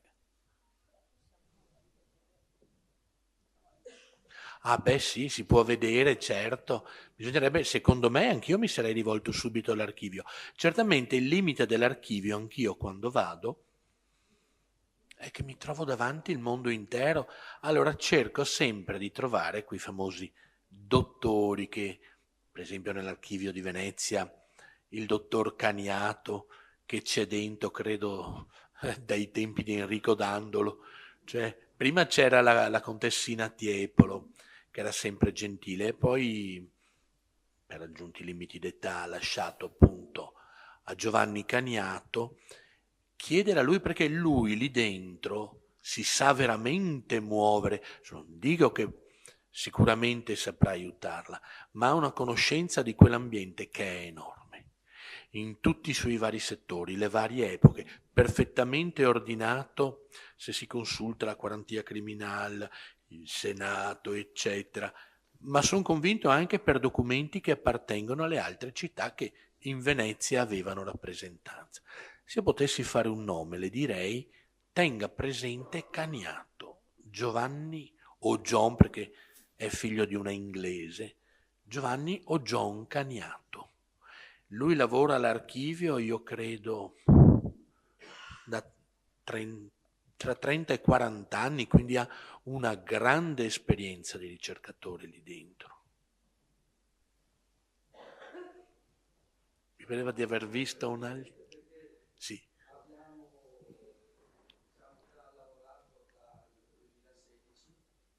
Ma da soli o chiedendo anche l'aiuto del...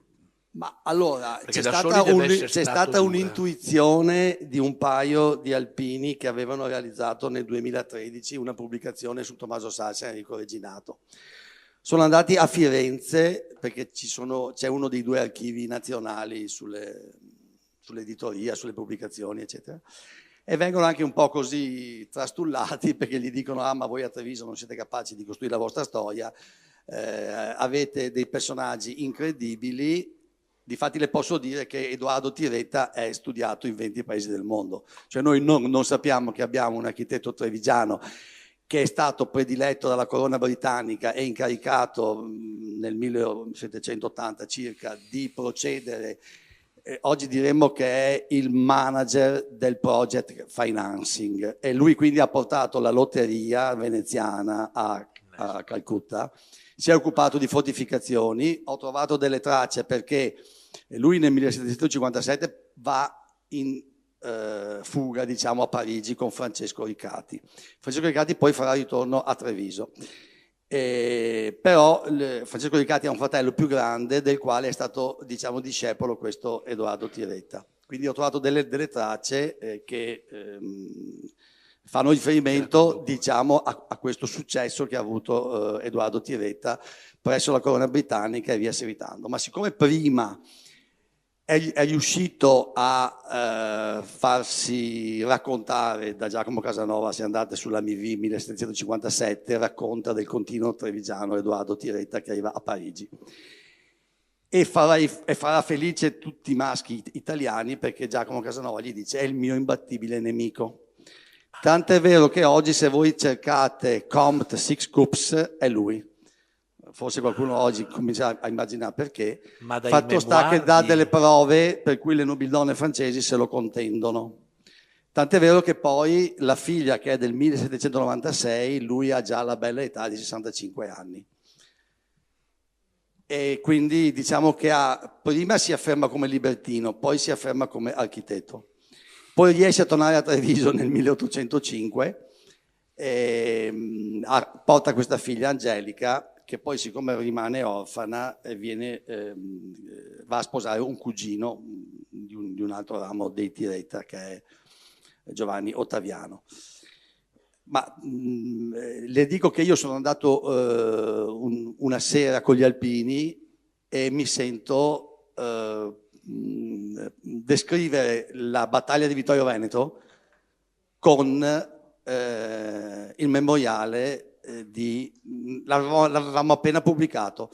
Non ha fatto in tempo e lui ha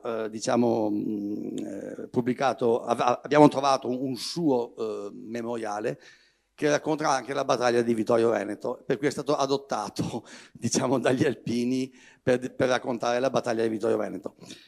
Quindi abbiamo un campo infinito. Non siamo riusciti fino a questo momento a mettere assieme un pool, perché molti sono preoccupati della vastità di questa diramazione. Dall'altra molti sono già al lavoro con dei loro obiettivi e via seguitando. Qui non può farlo né una persona sola, ma forse neanche 10 sono sufficienti. Quindi serve veramente un pool. Avevamo già presentato comunque un piccolo progetto all'amministrazione comunale, che però ci ha detto: noi non siamo in grado di far partire un progetto del genere, perché dove sono le risorse per poterlo fare?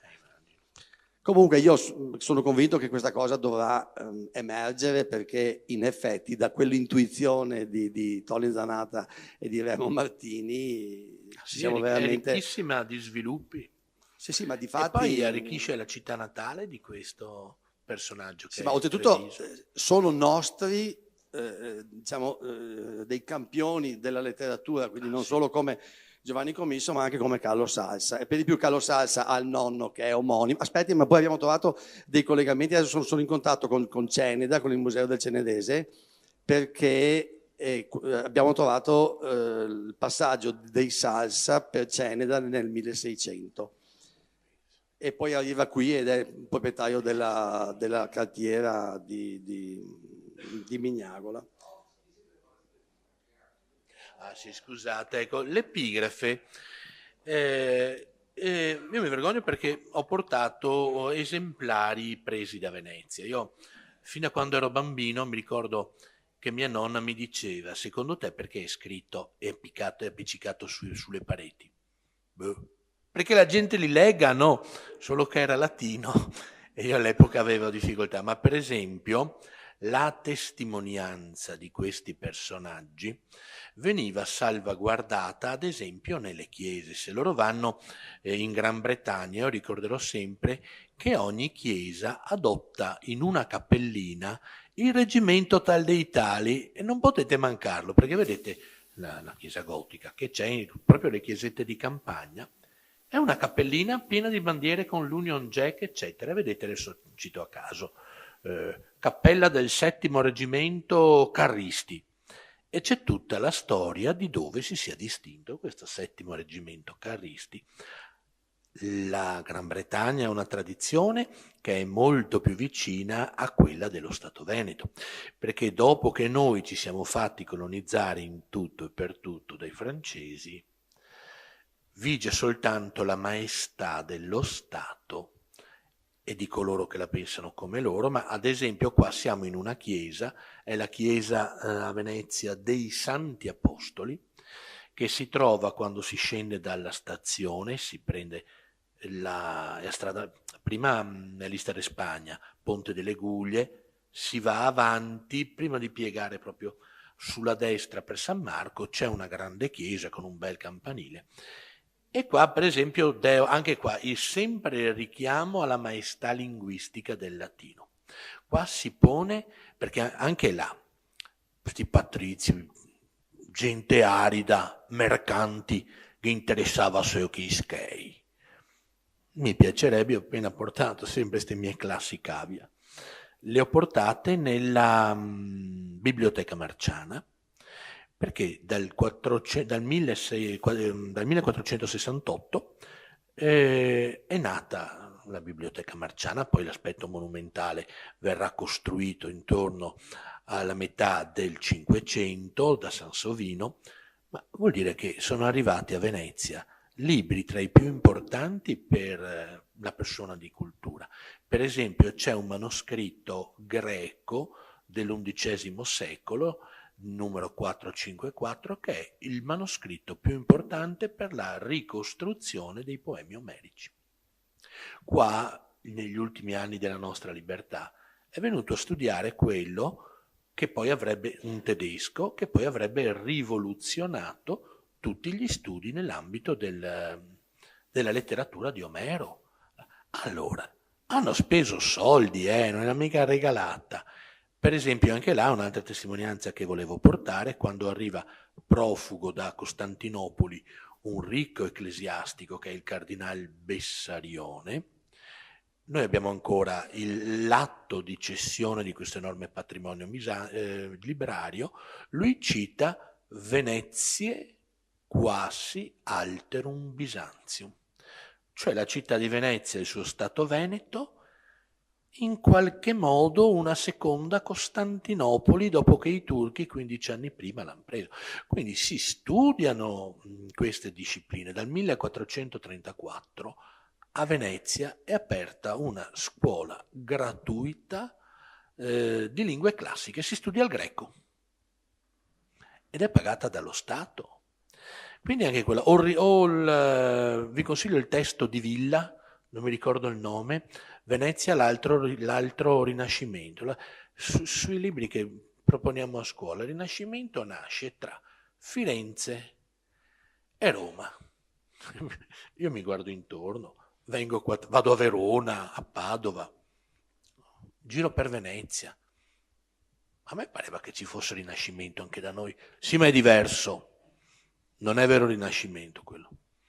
Poi trovo un professore dell'Università di Bergamo, Villa, non mi ricordo il nome, che sdogana anche questo, dice è una visione diversa ma altrettanto valida del Rinascimento, infatti il libro è intitolato L'altro Rinascimento, cioè io vorrei rivalutare anche lì l'aspetto della cultura, non è soltanto lo Stato arido, guadagna, ciapaschei, imponi l'usura.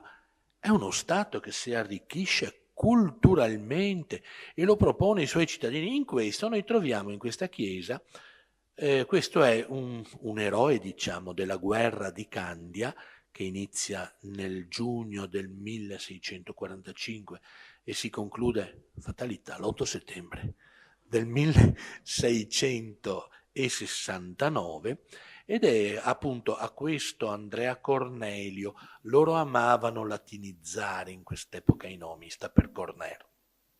I Corner sarebbero i Corneli. Ad Andrea Corner, figlio di Girolamo, quindi cavaliere e procuratore di San Marco, che fu impegnato nei massimi incarichi in pace e in guerra, e allora ricorda ora a Verona, ora prefetto a Brescia, nunc veneta incontinente, quindi nella terraferma veneta, provveditore delle truppe, mentre a Creta fu generale e console, e mentre cercava di porre appunto freno a una potente invasione dei turchi, e si dà un grande affare, sedulo offert aiuto, invitato anche suo figlio, perché lui ha un figlio, Andrea, che si chiama Catarin, o italicamente Caterino, nome che non ha più la fortuna oggi di essere dato ai nostri figli maschi. Catarin Corner lo chiama e suo figlio arriva, siamo sui bastioni di Retimno. Lo chiama, suo figlio accorre con una nave, il quale combattendo ricevette una ferita e quindi se ne andò via. E mentre questo padre combatteva senza mai preoccuparsi di arrendersi, e mentre appunto non battuto a Retimno combatte, colpito al petto da un proiettile di ferro, ferrea glande, è il nome di un proiettile proprio latino, repetito patrie nomine, invocato il nome della patria, moritur in eternum victurus. Il gioco, il calembure, muore, ma per vivere in eterno. Ma victurus potrebbe essere anche, derivare non dal verbo vivo, ma dal verbo vinco. Là siamo in guerra, è stato sconfitto, colpito. Al pubblico che legge interpretare muore per vivere in eterno, come in effetti è più probabile in antitesi col muore. Oppure, bella anche l'altra interpretazione, muore per andare a vincere in eterno.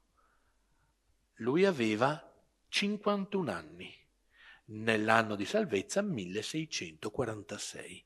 Il figlio, seguendo il padre, sarebbe morto una ventina di anni dopo, ma stavolta sulle mura di Iraclio. Creta è bellissima per fare i bagni, uno dei mari più belli che abbia mai visto, popolazione gentile, accogliente, ma molti si dimenticano, bello anche il museo archeologico con tutte le cose minoiche, ma ripeto, molti veneti, perché non fanno il giro delle mura veneziane, che sono là, splendide, non sono mica cadute le mura, è che all'ultimo era Morosini che le difendeva.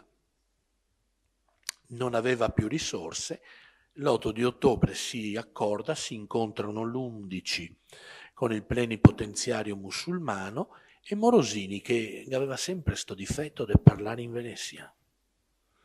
Parca che abbia detto, che consegno e chiave de sta città, e mi ha tratta ben, perché uno de sti anni ritorna.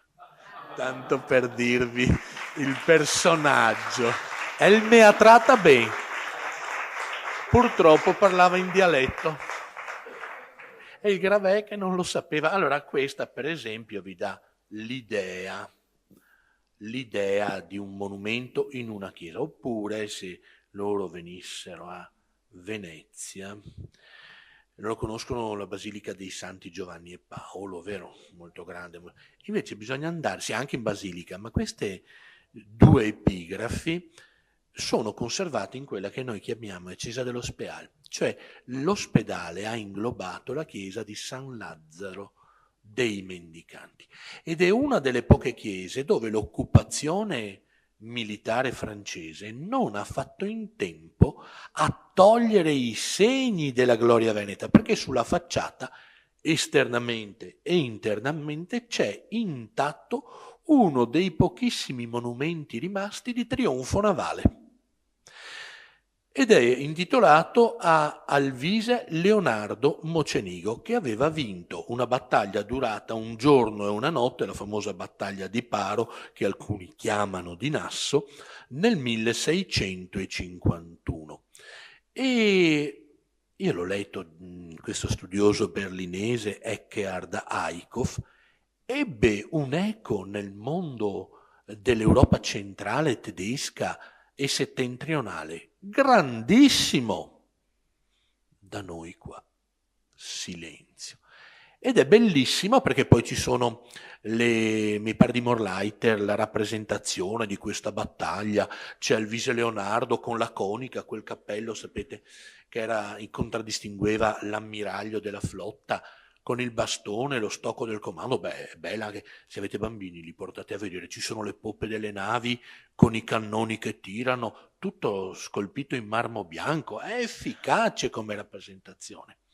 E ci dice: non pensare che questa mole che tu vedi, o spettatore, sia una tomba, un mausoleo. Questo è un trionfo che era stato posto a Creta, anche lì. Creta resiste per 23 anni.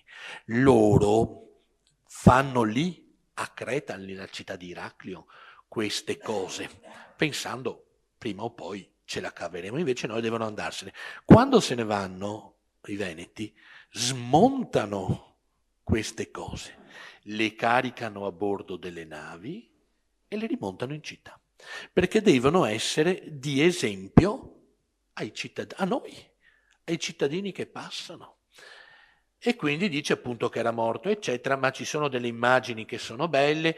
Dice che dopo che il suo predecessore era morto, la famiglia Mocenigo ha ordinato di andare in guerra al proprio leone, che era appunto Alvise Mocenigo, e poi lo chiama, qua c'è una literazione bella, poi dice: questo Marte del mare e terrore della terra, dovunque andasse seminava il terrore tra i nemici.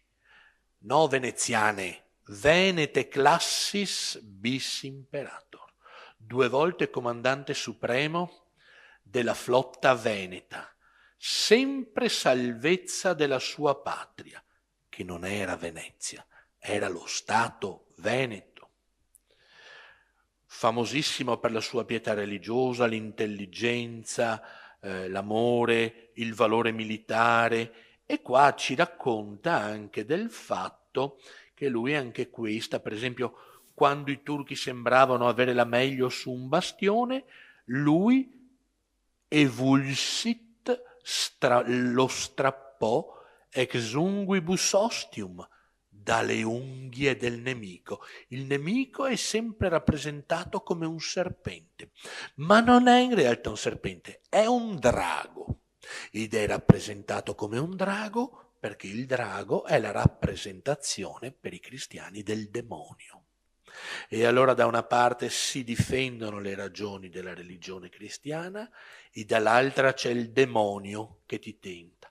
E infatti poi dice, per esempio, insegnò alle flotte, loro li chiamano tracum, dei traci, ma è un modo per dire dei turchi, gonfie di presunzione per l'aria delle vittorie che avevano conseguito fino ad allora, insegnò loro e incapaci di soffrire Marte avverso, cioè una sconfitta militare, li insegnò ad abituarsi alle sconfitte. Dopo averle sconfitte, con un piccolo stuolo di navi, insegna, questo Eckhard Eickhoff, che la in quella guerra impari. Venezia e lo Stato Veneto non potevano contrapporre anche in numero di uomini un numero di uomini e di navi pari a quello dell'impero turco. Però erano riusciti a dotarsi di equipaggi e di navi che a volte anche in numero di 1/10 riuscivano a sconfiggere le navi turche. C'è per esempio, lo dico per chi fosse amante della letteratura italiana, lo ricorda D'Annunzio nelle canzoni delle gesta d'oltremare, la figura di Lazzaro Mocenigo.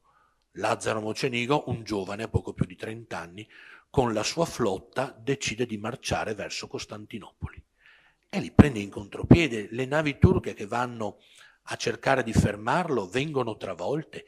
Il panico è tale alla corte che, lo racconta la storia, il sultano con tutto l'harem e il divano, che era tutto il gabinetto dei suoi ministri, evacua la capitale e si ritira a Nicea, Iznik. Lui risale per i Dardanelli, le postazioni di forti da una parte e dall'altra, pum, pum, pum, pum, bombardano ovviamente la flotta veneta e lui, come era il gusto di ostentazione barocco, si fa preparare un tavolo, non mi ricordo se per la colazione o per il pranzo, sulla coperta superiore, con, come si dice, tovaglie ricamate, vetro di Murano soffiato, le posate d'argento, e lì lo raccontano che mangia sotto il bombardamento dei forti turchi. E là lo ricorda molto bene D'Annunzio, è un personaggio, lo so, discutibile, equivoco e tutto, ma è un poeta straordinario. E a un certo punto una cannonata centra un pezzo dell'albero che si chiama Calcese.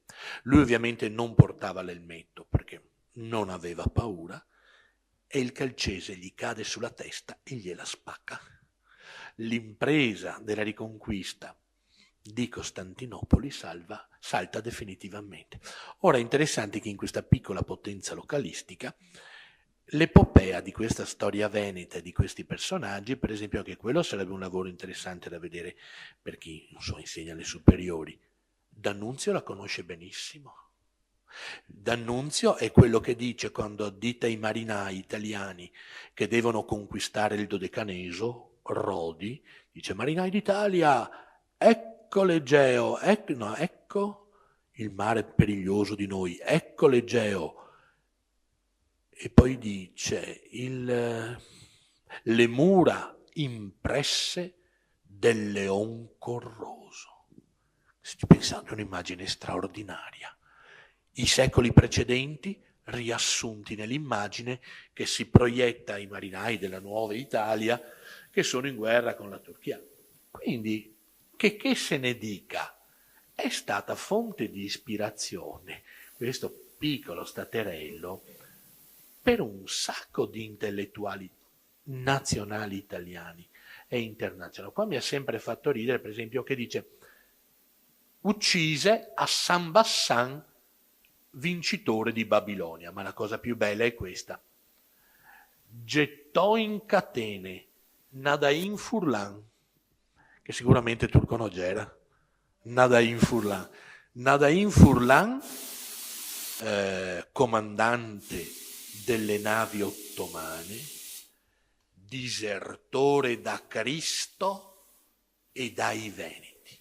Si usava tanto che tanti comandanti vicini proprio al sultano fossero cristiani.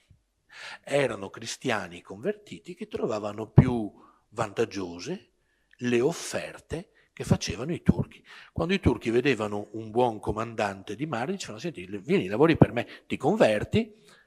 E qua mi fa morire perché quando vedo in latino le guerre veneto-turche, la citazione di Nadain Furlan, sembra un po', ma sono tutte cose, vedete, che se si girano per le città, io sono convinto che ci siano anche a Treviso, perché io ne ho trovate di belle così, forse ancora più belle, a Padova, le ho trovate al Santo, le ho trovate a Santa Giustina, mi pare. Verona ancora non ho questa conoscenza, per impossibile che non ci siano a Treviso.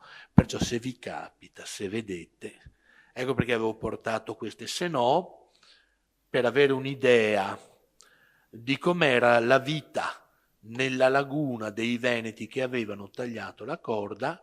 Vi grazio latino, perché sennò vi tratto come i miei alunni, non è giusto.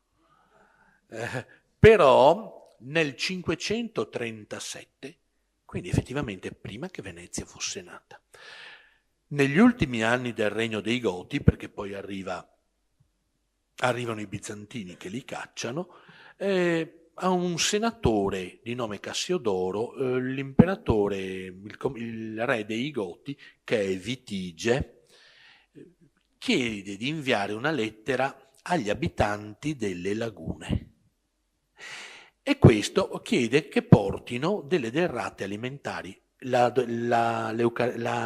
carestia è documentata perché in quegli anni Ravenna, il territorio, la corte erano afflitti di una terribile carestia. Dice: vai in Istria, hanno buon olio e buon grano, carichi le navi e le porti a noi. E quindi è bellissimo vedere, perché se pensate, siamo nel 537-38, lui dice, vabbè,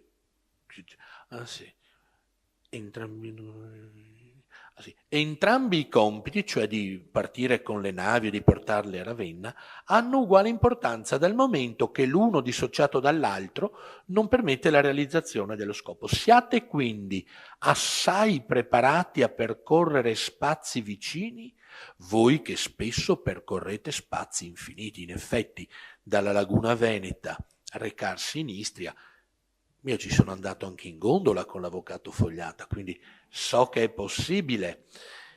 Voi che navigate attraverso i mari della patria, in qualche modo correte qua e là per luoghi ospitali che vi appartengono. Si aggiunge anche ai vostri vantaggi il fatto che per voi è accessibile un altro percorso tranquillo e sempre sicuro, cioè non quello in mare aperto, ma la navigazione endolagunare. Infatti, quando il mare non è navigabile a causa dell'infuriare dei venti, si apre a voi una via comodissima attraverso i fiumi, documentato. Potevano risalire fino a Pavia. C'era tutta una serie di trattati e di convenzioni commerciali, per esempio con l'Italia carolingia, che garantiva diritto di traffico e vantaggi per i veneziani che si ricavano a portare là soprattutto sale. Però qua dovete immaginare che siamo 1500 anni fa, non siamo 3, 4, 500. Le vostre navi non temono i venti violenti, toccano il terreno con grandissima facilità, sono navi a fondo piatto come si naviga ancora oggi in laguna. Se ti va con l'acqua bassa, al massimo ti fermi e ti aspetti che attorna alta, senza subire danni, e non si rovinano anche se urtano frequentemente. È così, io ho la barca, ci vado, vi confesso che è così. Da lontano si può credere quasi che vengano portate attraverso i prati. Dalla laguna ancora ci sono della possibilità di avere immagini, per cui se lo si guarda da dietro una barena, che sono quegli isolotti incolti che qualche volta possono essere coperti dall'alta marea, voi potreste vedere, per esempio, la motonave che sembra passare per la campagna. L'acqua non si vede ed è la stessa immagine di 1500 anni fa, quando capita di non vedere il loro canale. Trascinate dalle funi procedono esse che di solito stanno legate alle gomene e, cambiata la situazione, gli uomini a piedi le aiutano ad avanzare.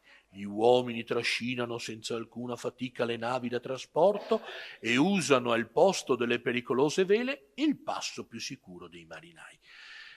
I miei genitori, mia madre soprattutto, che aveva lavorato nella riviera del Brenta, si ricorda ancora negli anni immediatamente successivi alla fine della Seconda Guerra Mondiale che c'era non il trasporto animale da una parte e dall'altra del canale con pesanti funi, c'erano, non credo, singoli, numerosi insomma esseri umani che con grande sforzo trascinavano i carichi. Sto parlando del 50, del 52, cioè 1500 anni dopo. Noi leggiamo una lettera oggi e la vediamo come 1500 anni fa. Vale la pena ricordare come sono le vostre abitazioni, che io ho visto, dice Cassiodoro. Le Venezie, famose un tempo e piene di nobiltà, confinano a sud con Ravenna e il Po, mentre a oriente godono della bellezza del litorale ionico. C'è un errorino, non è proprio lo ionico, dove l'alterno moto della marea ora copre d'acqua, ora fa vedere l'aspetto dei campi. Voi avete la vostra, attenti anche qua, siete stati a Venezia, conoscerete, voi avete la vostra casa simile in qualche modo al nido degli uccelli e degli uccelli acquatici, i gabbiani, le rondini di mare. E infatti ora appare terrestre, ora insulare, tanto che si potrebbe pensare che esse siano le Cicladi, dove improvvisamente si può scorgere l'aspetto dei luoghi trasformato. In modo simile le abitazioni sembrano sparse per il mare attraverso distese molto ampie, ed esse non sono opera della natura, ma della cura degli uomini. Infatti in quei luoghi la consistenza del suolo è resa più solida da intrecci di rami flessibili. Immaginate costruire su quelle isole che si sgretano facilmente e dover impostare il peso di una casa. Voi tutti conoscete la Basilica della Madonna della Salute. Ha un peso enorme, sono marmi su marmi, è ancora lì, ha resistito a terremoti e tutto. Beh, sotto, loro dicono 1 milione, tra stime più prudenti dicono sono stati piantati intorno a 300.000 pini fatti scendere dal Cadore, come si usa in Finlandia o in Canada, per fluitazione. Venivano giù per il Sile e soprattutto per il Piave. Venivano raccolti in laguna, chiusi all'interno, dall'esterno con delle corde, venivano tirati. A Venezia c'è ancora lo spazio dove quel legname veniva portato e i vari mastri che lavoravano, che alla salute dicevano 10 de quei, 20 de questi, e prendevano i pali che piantavano sul terreno sopra i quali poi costruire gli edifici, perché l'impressione è data dal fatto che sono edifici imponenti costruiti su delle motte di terra che se uno ci scende a piedi si sgretolano sotto i piedi. E quindi dice è resa più solida dei rami gressibili, cioè è evidente quando la costa poco profonda non riesce a respingere le grandezze. Poi parla dell'abbondanza dei pesci, lì la povertà convive con la ricchezza allo stesso modo. L'idea che attecchisce in Europa che Venezia sia, che lo Stato Veneto sia lo Stato più giusto. Dal Candido di Montesquieu circola ormai da giorni quella battuta dove, rivolgendosi all'amico, Candido dice: beh, me ne sto andando a Venezia, la terra, sola terra, dove risiede la giustizia e dove tutti gli uomini hanno il giusto. Ma allora, era un'oppressione tirannica di un doge cattivo o aveva bevuto Montesquieu? Ai posteri l'ardua sentenza. Perciò abbiamo tutta un'immagine che è veramente suggestiva. Riparate le navi, datevi da fare. Voi dite, le navi che tenete legate alle pareti delle vostre case come animali in terraferma, sistemo il cavallo all'anello, immagino, perché non vada via mentre sbrigo i miei affari. E là cosa succede? Non ci sono cavalli. Noi prendiamo le barche e le ormeggiamo dove troviamo l'ormeggio. Ma lo facciamo adesso. Io lo farò sabato se è questo bel tempo caldo, perché vado in barca. Cioè il collegamento di uno spazio-tempo di 15 secoli fa che sembrano non passati. Se noi ci riappropriamo della nostra storia, possiamo fare delle visite anche vicine a casa, no col solito Rialto, Lido, il Ponte dei Sospiri. C'è molto altro da vedere e da immaginare. Vi ringrazio sempre per questa attenzione. Bene. Io chiudo con un ringraziamento che è doveroso, avrei dovuto farlo in apertura, non l'ho fatto, chiedo venia perché abbiamo avuto anche la fortuna e avremo la fortuna, mi auguro, anche per i prossimi incontri, di avere anche Radio Veneto 1 che ci ha dato 2 persone qui a disposizione, che ha fatto tutte le riprese, per cui dopo lui ne farà un buon uso perché comunque le mettono in circolo, perché ci tengono, loro sostengono appieno tutte le occasioni in cui si fa appunto cultura. E allo stesso tempo eravamo anche in streaming, quindi abbiamo anche questa possibilità che magari le prossime volte potremmo anche condividere con altri, che chi non può essere qui magari ha l'opportunità comunque di assistere. Ringrazio in assoluto gli insegnanti che ho qui, ho visto anche una dirigente, maestre, perché comunque era rivolto anche a quel mondo e soprattutto forse a quel mondo per far capire appunto che c'è questa opportunità, che forse avvicinandosi non è così impossibile parlare di storia nostra, che ci appartiene anche a scuola. Quindi grazie veramente, grazie di cuore a tutti quanti.